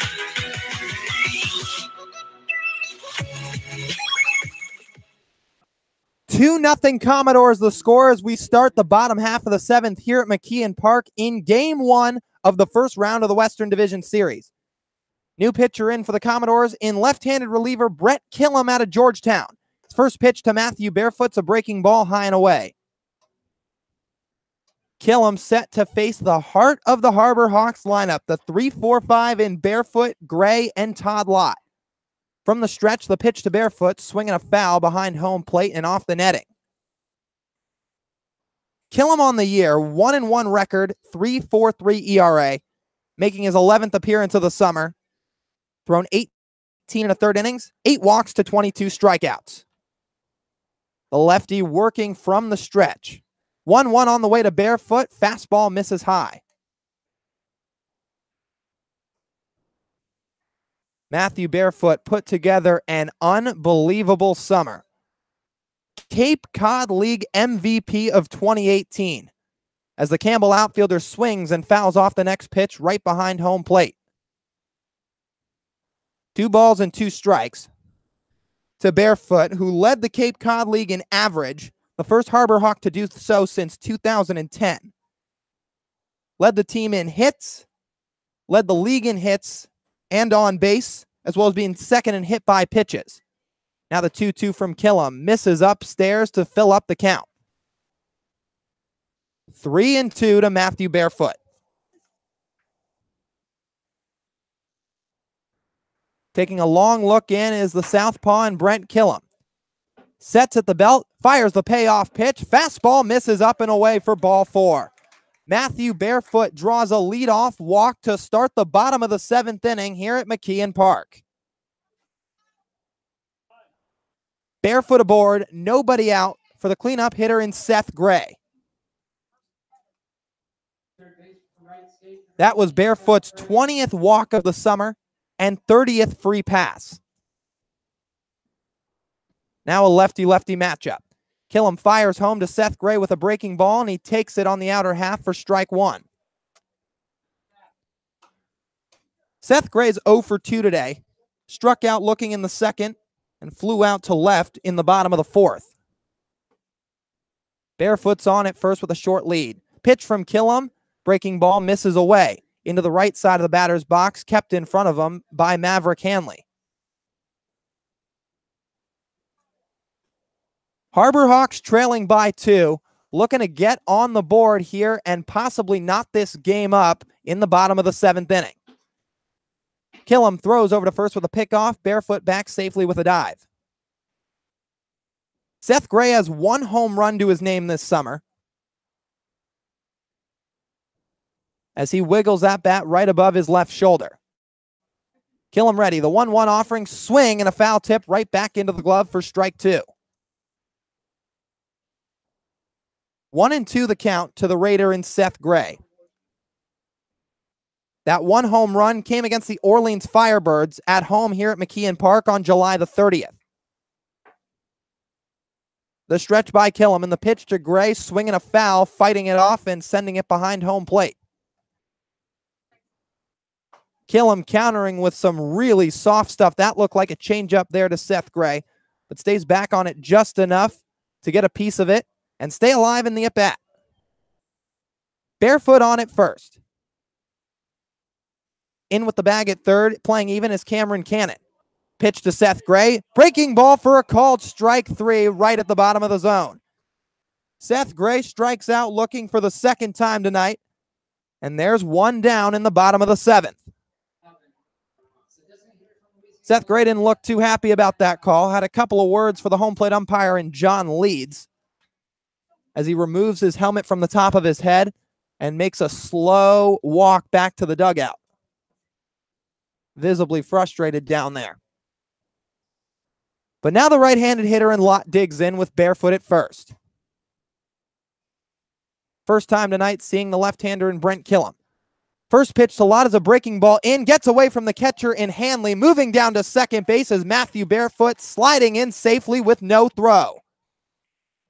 Maverick Hanley tried to keep a breaking ball out in front of him and take it off the chest, but it hit off his left leg, kicked over to his right, and Barefoot swiped second base with ease. For just the second time tonight, the Harbor Hawks have a runner in scoring position. Todd Lott hitting .260 with runners on base this season as he swings and sends a line drive up the middle and into center field for a base hit. Barefoot rounding third, heading home. Relays cut off, no throw to the plate, and Barefoot slides in safely. Todd Lott comes through with an RBI single in the bottom of the 7th. Falmouth 2, Hyannis 1, as Lott picks up his second hit of the night. Seeing a new arm in the left-hander in Killam, throwing a lot softer than Mitchell Stone, the Falmouth starter tonight. Todd Lott staying way back on that pitch, keeping his hands back and driving it right up the middle, past the glove of Brent Killam and into center field. Barefoot and his speed scored easily with no throw from second base. The throw was cut off in front of the mound by the first baseman in Volpe. Now Hyannis trails by just 1. Pedro Page is the hitter. Killam throws over to first. Lott's back with no slide. Pedro Page's today 0 for 2. Was one of 2 hitters to ground into a 4-6-3 double play. And is also lined out to right field. Stretched by Killam and the pitch to Pages. A fastball taken for a strike on the inside corner. So after Falmouth plated 2 runs through the first 6 innings, Hyannis is on the board in the bottom of the 7th. Killam giving Lott a long look at first. Pitch to Pages, swung on and missed. Lott taking off for second. Throw by Hanley, gets away from the shortstop in Davidson. Todd Lott with a dirt ball read, seeing that one hit the ground immediately on an off-speed pitch from Killam. Taking off for second, no problem. A head-first slide. Throwing the catcher in Hanley off a little bit. Wasn't expecting Todd Lott to take off from first base. But he's in safely at second base. And now the tying run in scoring position for Hyannis. Pedro Page is wiggling that bat above his right shoulder. Killam from the stretch. The pitch in. Fastball inside. Harbor Hawks have the right guy at the plate in Pedro Pages. Hitting a whopping .406 against left-handed pitching this summer. Killam gives Lott a look. Deals into Pages, and it's a called strike 3 on an off-speed pitch. Pedro Pages goes down looking for out number 2 here in the bottom of the 7th. That'll bring up Brady Lindsley, the Oklahoma first baseman. 1 man on, 2 outs. Brady Lindsley has been hot as of late, .316 in his last 5 games. Hitting from the left side. Southpaw and Killam deals a breaking ball, missing away. 1-0 the count to Lindsley. Harbor Hawks trying to avenge their postseason struggles against the Falmouth Commodores. They trail by a score of 2-1 here so far tonight. Killam sets at the belt. Pitch to Lindsley, a breaking ball for a called strike. Last time the Harbor Hawks reached the playoffs was back in 2016. They lost in 2 games to the Falmouth Commodores in the opening series. As Killam, from the stretch, steps over to second base, Lott's back safely with no throw. In 2014, Hyannis also lost in 2 games to the Falmouth Commodores. But looking to tie this game up in Game 1 of the Western Division Series. Next pitch to Lindsley's a fastball right down the heart of the plate for strike 2.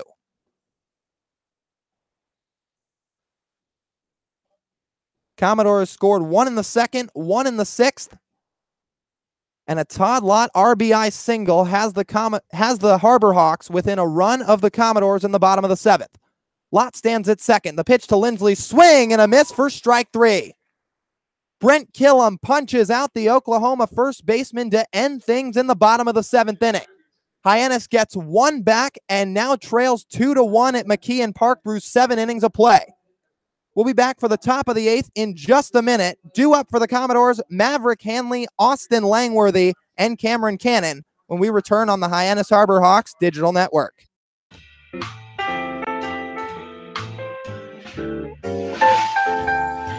Magic Works Media copyright.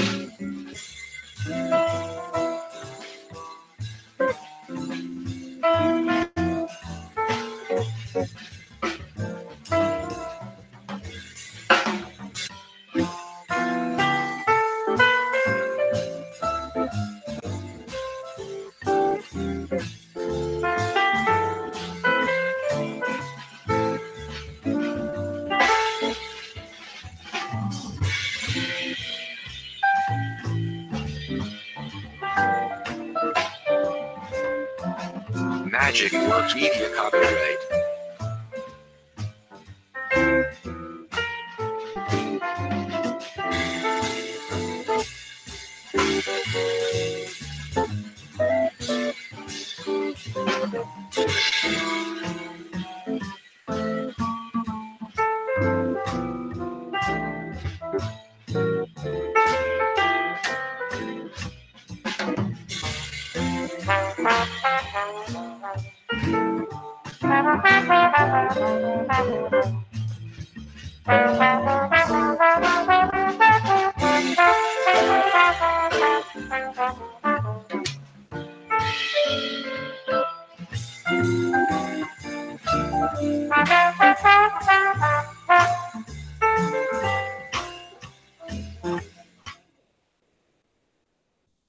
Commodores sending up their 2-3-4 hitters to the plate against the Harbor Hawks to start the top of the 8th inning. Stanford catcher Maverick Hanley digging in from the right side as Brett Schultz is back on the mound for the Harbor Hawks. Hanley comes into the at-bat 0 for 1 with a pair of walks. Brett Schultz rocks and fires the first pitch. A breaking ball misses just away. Schultz breaks out a slight smile, hoping he'd get that call, but Leeds said no sir behind home plate. Now ready with the 1-0. Fastball on the outside corner for strike 1.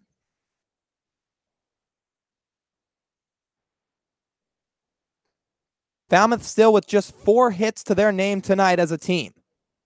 Pitch from Schultz, a sweeping breaking ball on the outer half for strike 2. Brett Schultz in search of strikeout number 2 on the night.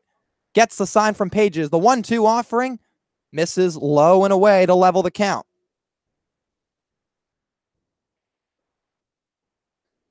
Maverick Hanley has had a .310 average since July the 8th. Really turned his season around in a hurry. The 2-2 swinging a weak ground ball up the third base line, trailing just foul. Seth Gray made the play out on the forehand side, but just to his right of the line. 2-2 now the count to the hitter in Maverick Hanley. Sun has fully set here at McKeon Park. 8 p.m. the time, this game flying by. 3 runs combined from the 2 teams. Falmouth on top 2-1. Schultz working from the right side of the mound. The windup and the 2-2 pitch. Fastball misses just away. Pedro Pages couldn't quite steal a strike, as the count's now full at 3-2. Hanley wiggles that bat a couple of times at the knee level, now into the stance. Schultz kicks and fires the payoff pitch, swinging a foul behind home. Some action going on in the Harbor Hawks bullpen. More of the same for Falmouth.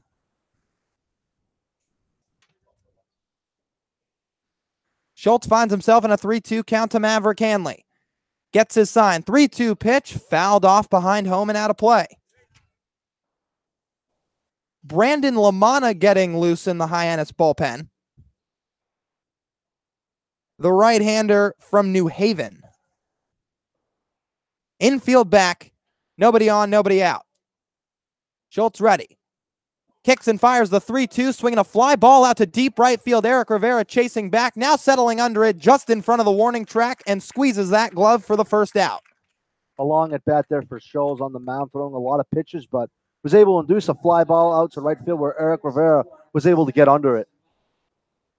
Looks like that will be the day for the Minnesota right-hander in Brett Schultz, as Hyannis head coach Chad Gassman making his way out to the mound, the rest of the infield walking into the bump as well.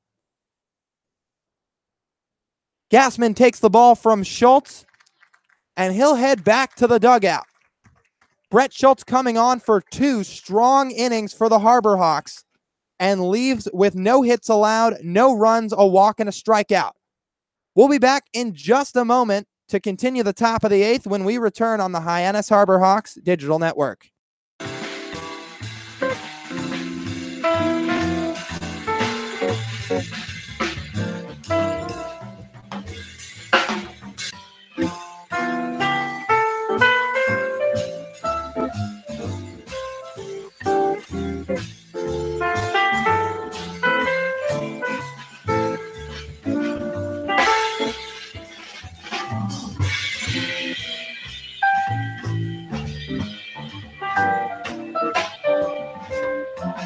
Magic Works Media copyright.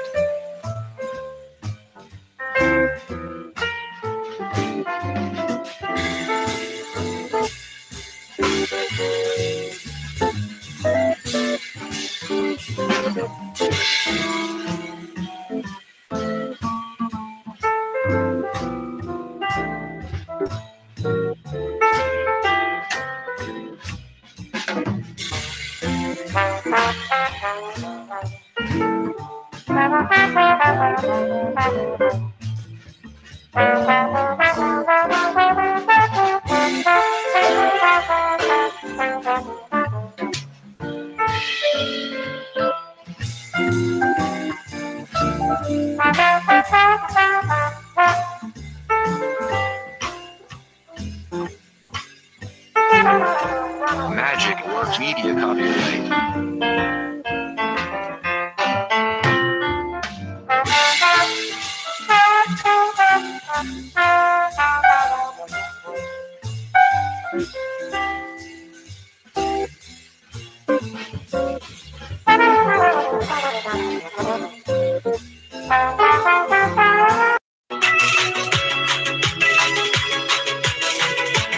Back to Chad Gassman making all the right moves on the Hyannis Harbor Hawks Digital Network.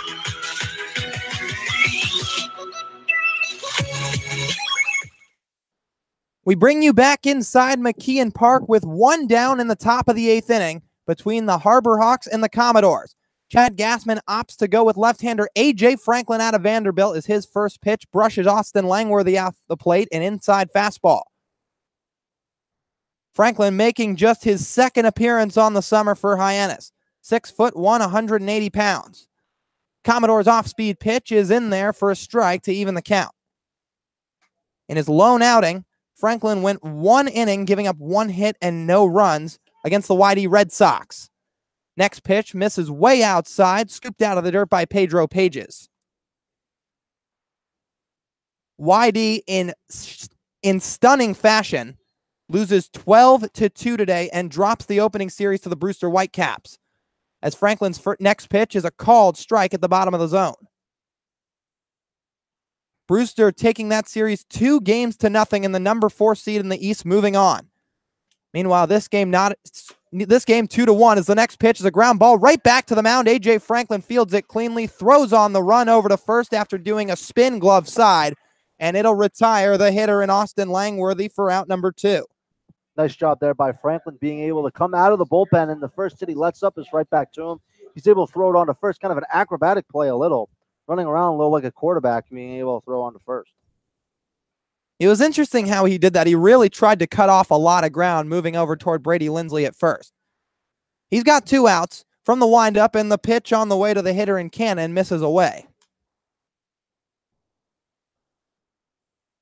Cameron Cannon's 0 for 2 today, but has an RBI to his name on the sacrifice fly. Swings and misses through the next offering from Franklin. Cannon recorded hits in 17 of his final 18 contests during the regular season. And now the 1-1 from Franklin. Misses low and in. A.J. Franklin in his season at Vanderbilt threw just 2 2/3 innings in his freshman year. Now deals as Cameron cuts right through it for strike 2. Chases a fastball off the plate on the outer half. Franklin, finishing up his freshman year as a Commodore, now set to try to set down these Commodores as Cannon sends a ground ball out to the shortstop in Wenzel, fields it in, coming on the charge, throws on the run over to first, and that's in time to retire Cam Cannon. 2-1 Falmouth the score through 7.5 frames as A.J. Franklin helps produce a 1-2-3 inning for the Harbor Hawks. Hyannis coming up in the bottom of the 8th, looking to knot this ball game up. We'll be back for that in just a moment on the Hyannis Harbor Hawks Digital Network.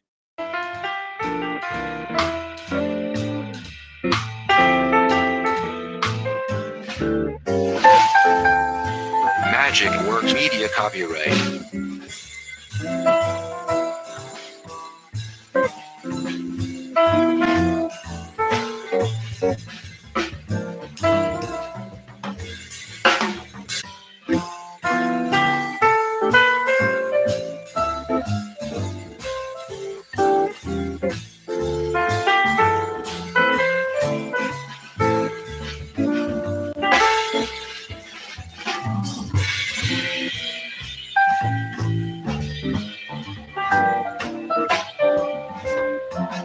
Magic Works Media copyright.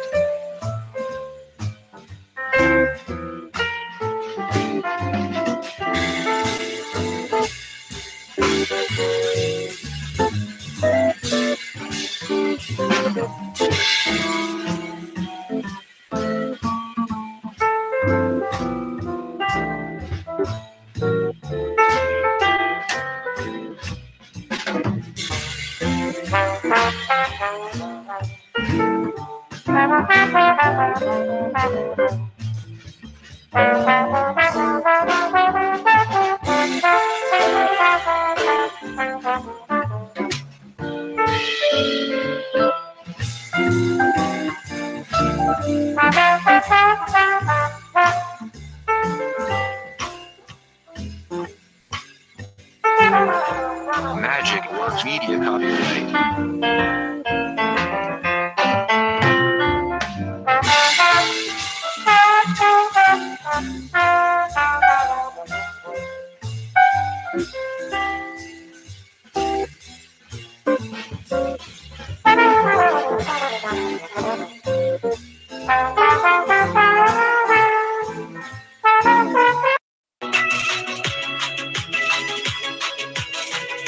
You're listening to the Cape Cod Baseball League on the Hyannis Harbor Hawks Digital Network. Let's get you back to the game. Bottom of the 8th set to get underway at McKeon Park as the Harbor Hawks send up their 8, 9, and 1 hitters to the plate. Falmouth head coach Jeff Trundy opting to go with a new arm in the top of the 8th. Third left-hander of the day for the Commodores in southpaw Mitch Miller, the left-hander out of Clemson. Miller stands at 6'5", 195 pounds. High leg kick and a fire to Taylor Garris. Fastball misses away. Garris is 0 for 2 today. Fly out to center and a strikeout swinging. Working from the left side is Miller. From the line, the pitch in. Fastball runs outside. And he's pumping some heat from the left side in Miller, to say the least. Mitchell Stone, the Commodores starter, went 6 innings of scoreless ball. He had a firm fastball from the left side. as Miller kicks and fires to Garris. Called strike, low and in, right at the bottom of the zone and on the inner black. Then Trundy countered with Brent Killam, the all-star left-hander out of Georgetown who throws a lot of soft stuff. As the next pitch to Garris, misses inside and brushes him off the plate. It's very important for Garris to be able to get on to lead off the bottom of the 8th inning. The Harbor Hawks are down by 1. But after Killam was removed after an inning's work, Trundy opts to go with another power arm in Miller. 3-1 to Garris is swung on and fouled off behind home plate. 3-2 count. Hyannis trailing by 1 in Game 1 of the Western Division Series in the first round. Hyannis, the number 2 seed. Falmouth sits at number 3. Now rocks and fires the payoff pitch. Misses upstairs for ball 4. Taylor Garris draws a leadoff walk in the bottom of the 8th. Tying run aboard, go-ahead run at the plate in Mitch McIntyre. Really important for Garris to be able to get on now. Potentially a bunt situation could be on and move that guy over, or a hit and run, or something like that to kind of change this thing up here for the Falmouth Commodores, make them think along their feet. Third baseman Cam Cannon playing way in on the infield grass as a pickoff move by Miller to first is scooped out of the dirt by Volpe. Back safely with a dive is Garris, but that was just about trouble for the Commodores. That ball gets away. Garris moved down to second easily. So Volpe doing his left-handed reliever in Mitch Miller a big-time service right there, saving that ball from skidding by him. Chad Gassman walked halfway to the home plate to have a meeting with his hitter in Mitch Miller, who met him halfway. Or rather, the hitter in Mitch McIntyre. But now the BYU center fielder back into the box as the lefty in Mitch Miller from the set. Showing bunt is McIntyre. Pulls back at the end, but it's a called strike on a fastball to the outer half. Cam Cannon, the Falmouth third baseman, playing way in with the bag. Playing way in at third. On the infield grass, preparing for the bunt. Squaring around again as McIntyre drops it down, pushes it halfway back to the mound. Miller fields cleanly, throws over to Cantrell, covering the bag at first for out number 1. Moving down to second is Taylor Garris, and a successful sacrifice bunt dropped by the new kid on the block in Mitch McIntyre. Good situational baseball there by McIntyre, being able to put that bunt down. Now that runner advancing, and now Davis Wenzel, you have your top of the order up now. The Harbor Hawks should be able to tie this one. No better time for Davis Wenzel to bust out of a slump than right here. 0 for 2 with a walk today. Came into this contest hitting 179 in his last 10 games. Time's called as a ball gets on the field out from the bullpen on the right field line. Right-hander warming up for the Commodores down there. Hyannis, meanwhile, getting Dylan Thomas loose in their bullpen. Mitch Miller working from the stretch. Garris with a lead at second. Pitch into Wenzel, misses down low in the dirt for ball 1. If Hyannis can find a way to take a lead in the bottom of the 8th, nobody any team would rather counter with in the 9th than Dylan Thomas.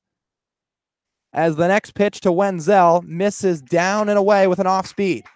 Dylan Thomas winning the Cape Cod Reliever of the Year award today. Named the best reliever on the islands in the Cape Cod League. 9 saves on the year, a 1.85 ERA. Time is called as Wenzel briefly steps out of the box, now kicks some dirt to level things in the right side of the batter's box. Back in, getting into his stance. Garris with a lead at second. Hayden Cantrell playing well up the middle at second base. Pitch in from Mitch Miller. Called strike by the home plate umpire in John Leeds.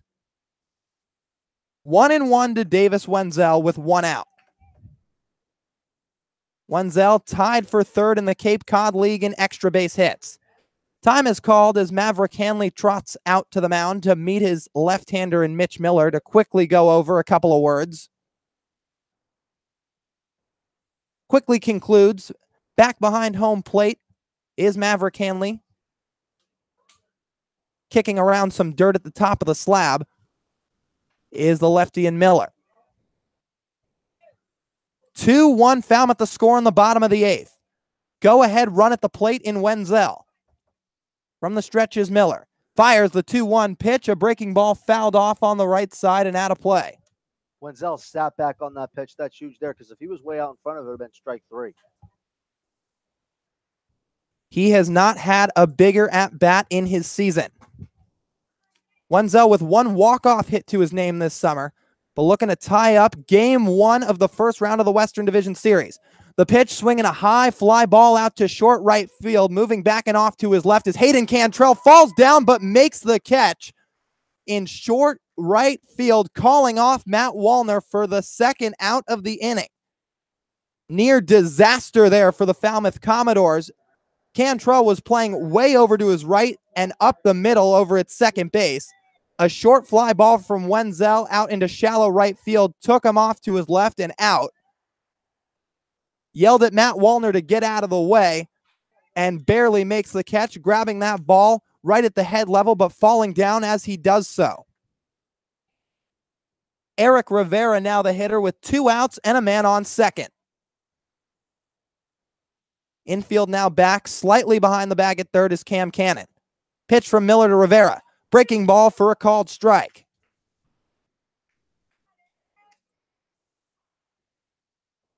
Eric Rivera today, 1 for 3 with a single in the first. Getting a solid lead over at second is Taylor Garris. From the stretch is Miller. Sets letter high, gives a couple of head fakes, and fires home to Rivera. Fastball at the top of the zone for strike 2. Rivera watches it go by. Miller looking for his first strikeout of the night, but Eric Rivera strikes out just 9.4% of the time, less than any other player in the Cape Cod League. Looking to come up with a clutch 2-out RBI hit. The pitch from Miller, swinging a line drive up the middle, diving, stopping a snare, going off to his backhand is Hayden Cantrell. Took that one right out of the air and robbed Eric Rivera of an RBI hit to tie up the game. Cantrell playing the shift perfectly, took 1 step to his right, dove chest first onto the ground, and came up with the baseball. 2-1 Falmouth the score through 8 innings. Hyannis still trailing by 1. Top of the 9th coming up when we come back on the Hyannis Harbor Hawks Digital Network.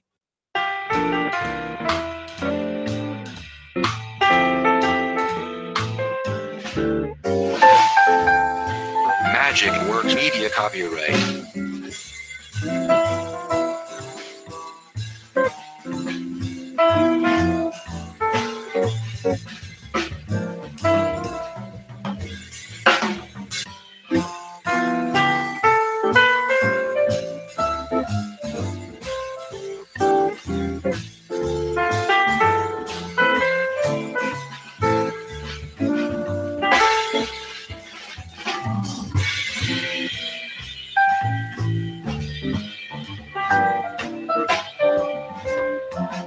Magic Works Media copyright.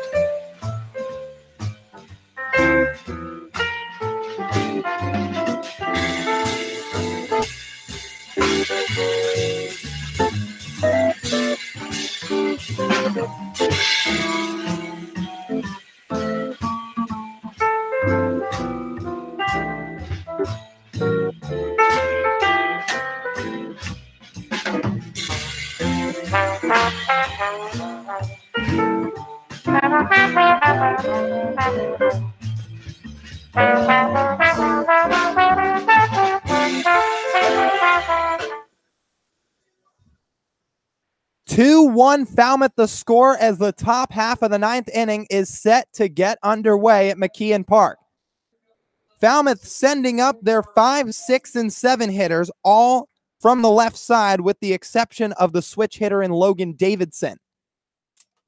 Matt Wallner leading things off, the left-handed hitter out of Southern Miss, swings at the first pitch and sends a fly ball out to short left field. Matthew Barefoot coming in a couple of steps, has it in his tracks and makes the catch on the run for the first out. Quick first out for A.J. Franklin, who stayed in the ball game to start the top of the 9th inning. Franklin's doing a pretty nice job, did a nice job in the 8th, and continuing to do it here in the 9th, being able to induce that fly ball out to Matthew Barefoot. Left-hander out of Vanderbilt, making just his 2nd appearance of the summer, and it's coming in crunch time of a playoff game for the Harbor Hawks. Logan Davidson now the hitter from the right side. Squares bunt, but pulls back as the pitch misses high and away. Davidson started the day from the left side. Clemson shortstop's a switch hitter, but now seeing the lefty and A.J. Franklin has him hitting from the right side of the box. Swings and pops one foul to the right side and sailing out of play. Logan Davidson responsible for getting the Commodores on the board to start this ball game in the top of the second inning. A wall-scraping home run out to right center field, just barely clearing the fence. Kicking and firing is the lefty and Franklin, missing down and in. It's been a struggling season for Logan Davidson out of Clemson. Finished the regular season hitting just .194, 2 home runs. Swings and sends a towering fly ball to deep left center. Matthew Barefoot takes a few steps back and off to his left, settles under it and makes the catch in the gap for out number 2. Back-to-back flyouts to Matthew Barefoot from A.J. Franklin to start the top of the 9th. And there's 2 down for the Commodores. There is another great job by Matthew Barefoot. When he got his MVP award, he hasn't had an error yet on the season. He's very good defensively. He's very good at everything, yes. Let's be real. Yes, he is. That's why he won the MVP. But doing a nice job out in left field tonight for the second out, as Franklin set to face Edward Julian, as that fastball misses way outside past the outstretched reach of Pedro Pages. One thing I like about Matthew Barefoot is he's very calm. He doesn't get too excited or he doesn't get too mad at himself. He's very even right down the middle. 1-0 pitch from Franklin. Fastball misses outside. Falmouth leading 2-1. Solo shot from Davidson in the second and a sac fly from Cam Cannon in the 6th are the 2 runs they've pushed across. Julian swings and sends a ground ball, sending Taylor Garris to his right, fields it out in front of him, throws across for out number 3. A.J. Franklin works a perfect 1-2-3 inning in the top of the 9th. Falmouth leading by 1. Harbor Hawks looking for some late inning magic in the bottom of the 9th of this first playoff game since 2016. When we come back, it'll be the heart of the lineup, Matthew Barefoot, Seth Gray, and Todd Lott, when we come back on the Hyannis Harbor Hawks Digital Network. Magic Works Media copyright.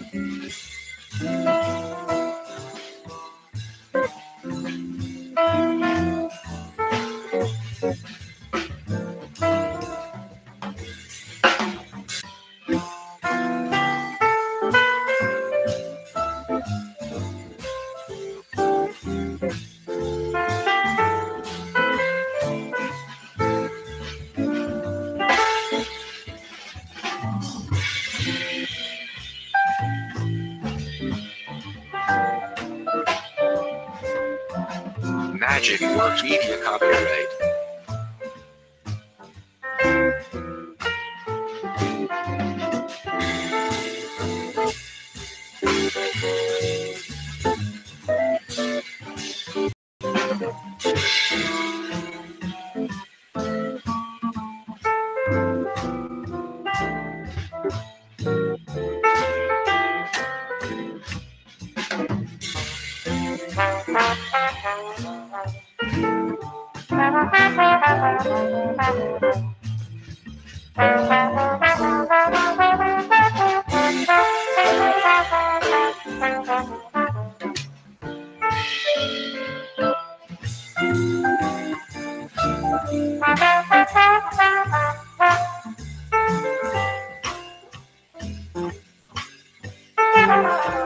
Magic Works Media copyright.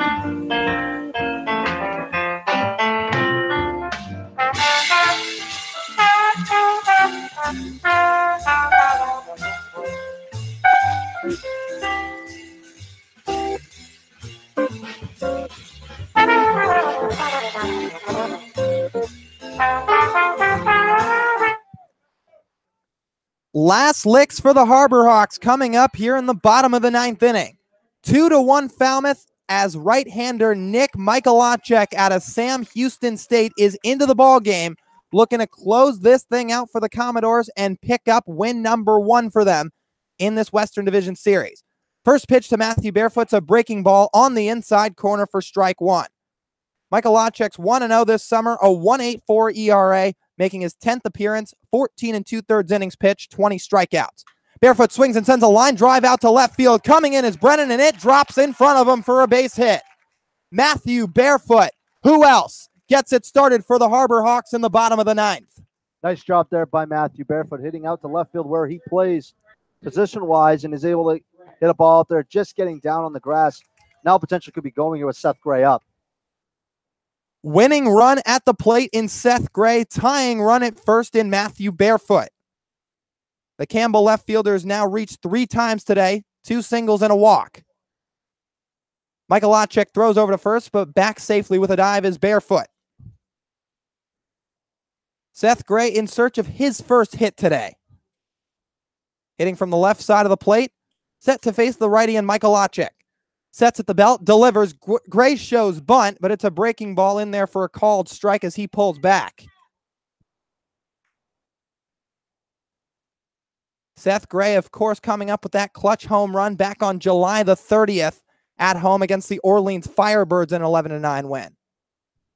But Chad Gassman opting to play situational baseball here as Gray is squaring around to bunt again. Drops it just foul behind home plate, trickling off into the infield grass behind the chalk at home plate. First strike 2. I think it's very important that Seth Gray is able to get this bunt down here because then you're able to move Matthew Barefoot into scoring position with Todd Lott up, your power hitter. Well, Michael Lachek has been flat out dominant this season. 20-2 strikeout ratio on the summer.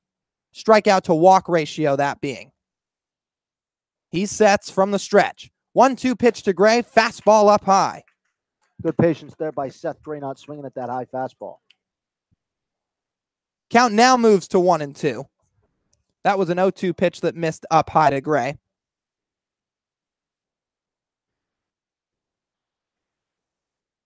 Seth hits .288 at home. The pitch from Michael Lachek, swinging a ground ball foul down the right side. Gray at times this summer has been unbelievably hot. His average was as high as .345 in the month of July. Tailed off a little bit toward the end of the season, but looking to come up with some heroics here. Cannon still on the infield grass at third. Holding on the runner is Volpe at first. Michael Lachek throws over, but Barefoot's back safely with a dive. Middle infielders playing back. Outfield straight away. Wallner actually playing fairly shallow in right field. The stretch from Michael Lachek. The 1-2 pitch to Gray. Fastball, or called strike 3. A late ring up from the home plate umpire in John Leeds. And Seth Gray has caught the short end of the stick on calls tonight. Strikes out for the first out of the bottom of the ninth and once again visibly frustrated. John Leeds doing the Harbor Hawks no favors tonight. That'll bring up Todd Lott. Winning run still at the plate with Barefoot at first. Short lead for the Campbell outfielder. From the stretch is Michael Lachek. Todd Lott checks his swing and fouls it off into the glove for strike 1. Hanley squeezing it behind home plate. Lott with 6 home runs on the summer. 3 on the road, 3 here at McKeon Park. The pitch from Michael Lachek. Fastball away. Lott today, 2 for 3 with a pair of singles. Coming through with the only RBI, that being back in the bottom of the 7th inning on an RBI single, plating Matthew Barefoot, who stands at first. Pitch from Michael Lachek, swinging a fly ball out to shallow center field. Coming in is Langworthy, making the catch on the run for the second out. Barefoot retreats back to first, and Pedro Pages is the final hope for Hyannis here in Game 1. Todd Lott with a good piece there, just unable to get enough air on to be able to go farther as the center fielder was able on to catch it for the second out. Pages today 0 for 3. It'll be his first time tonight seeing the right-hander in Michael Lachek. Barefoot still with a short lead at first. Pages wiggling that bat above his right shoulder. Pitch, fastball brushes him off the plate for ball 1. Way inside to the FAU catcher. Crowd fairly quiet here at McKeon Park. Everybody holding their breath in the Harbor Hawks' first playoff game since 2016. 2-1 the score in the bottom of the 9th. Pitch to Pages, breaking ball inside for ball 2. Pages in a hitter's count. Michael Lachek's thrown 8 strikes to 4 balls so far. Staring in the hitter in Pages. Gets his sign and sets at the belt. Kicks and fires the 2-0 pitch. Fastball low for ball 3. Matthew Barefoot the tying run on at first base. 2-0 the count with 2 outs in the bottom of the 9th. Brady Lindsley awaits on deck. The set by Michael Lachek and the pitch to Pages, called strike on the outside corner. Or make it 3-1 to Pages. Slight wind still here at McKeon Park. Pages looking to keep the rally alive for Hyannis. The 3-1 from Michael Lachek. Breaking ball misses inside for ball 4 and a 2-out walk drawn by Pedro Pages. Barefoot moves down to second. Winning run at first, tying run at second for Brady Lindsley. Great job by Pedro Pages being able to get that walk, getting over to first base. Now Brady Lindsley here with a single. More than likely can tie this game. Chad Gassman having a couple of quick words of encouragement to the Sooner and Brady Lindsley. Gassman walking his way out back to the third base coaching box. Exchanges a couple of words with Ron Polk, who makes his way out of the dugout. But now back in. Gassman back to the box. Runners on first and second with 2 outs, a 2-1 game. Pitch to Lindsley, swinging a ground ball over to the second baseman in Cantrell, bobbles it, but throws to first just in time to get Brady Lindsley for the final out of this ball game. Falmouth wins a pitcher's duel by a final score of 2-1 and takes the first game in the first round of the Western Division Series.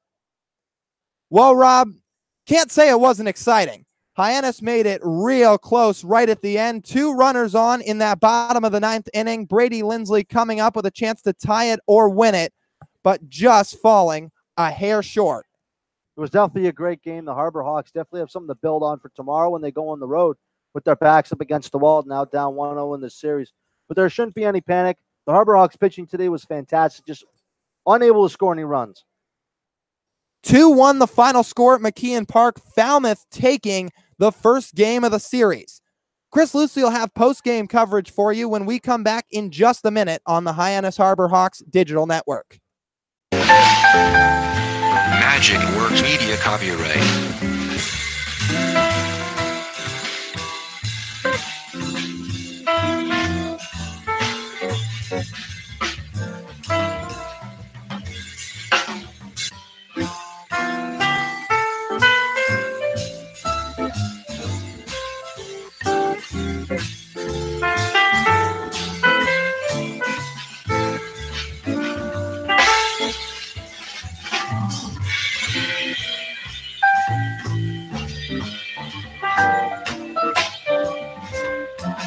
Magic Works Media copyright.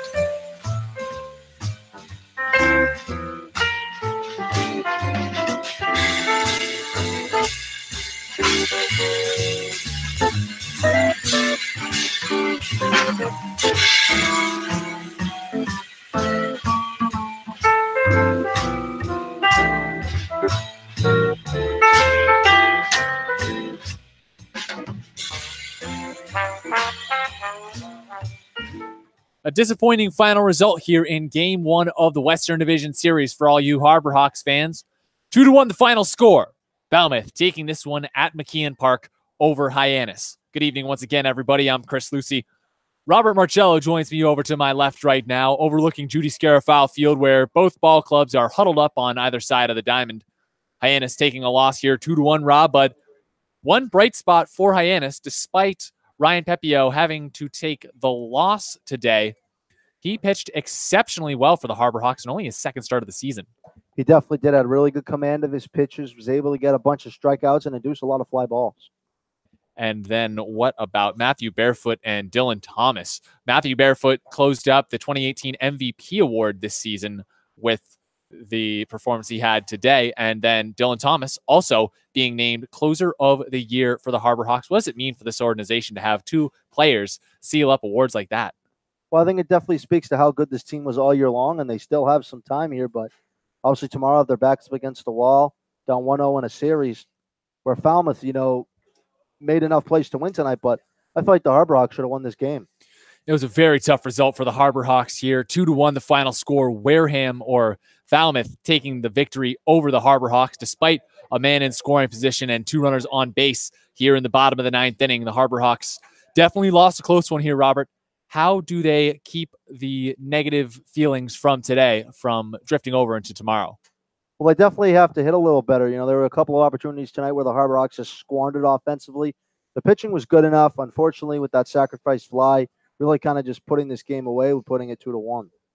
2-1 the final score here from McKeon Park. Robert Marcello, I'll let you jump off and get down to the ball field where we'll be filming Hawk Talk in mere moments. You can catch that on the Hyannis Harbor Hawks digital network. Quick around the league score. Wareham beats Katuitt to advance to the Western Division Finals 15-6. Yarmouth Dennis falls out of the Eastern Division playoffs with a 12-2 loss to the Whitecaps. And the Chatham Anglers have a 7-5 lead over Harwich in the bottom of the 6th inning down at White House Field. Only a couple of innings away from punching their ticket to the Eastern Division Finals. One last time on the Hyannis Harbor Hawks digital network from McKeon Park. Final score, Falmouth 2, Harbor Hawks 1. I'm Chris Lucey. Thank you for joining us, and have a great evening, everybody.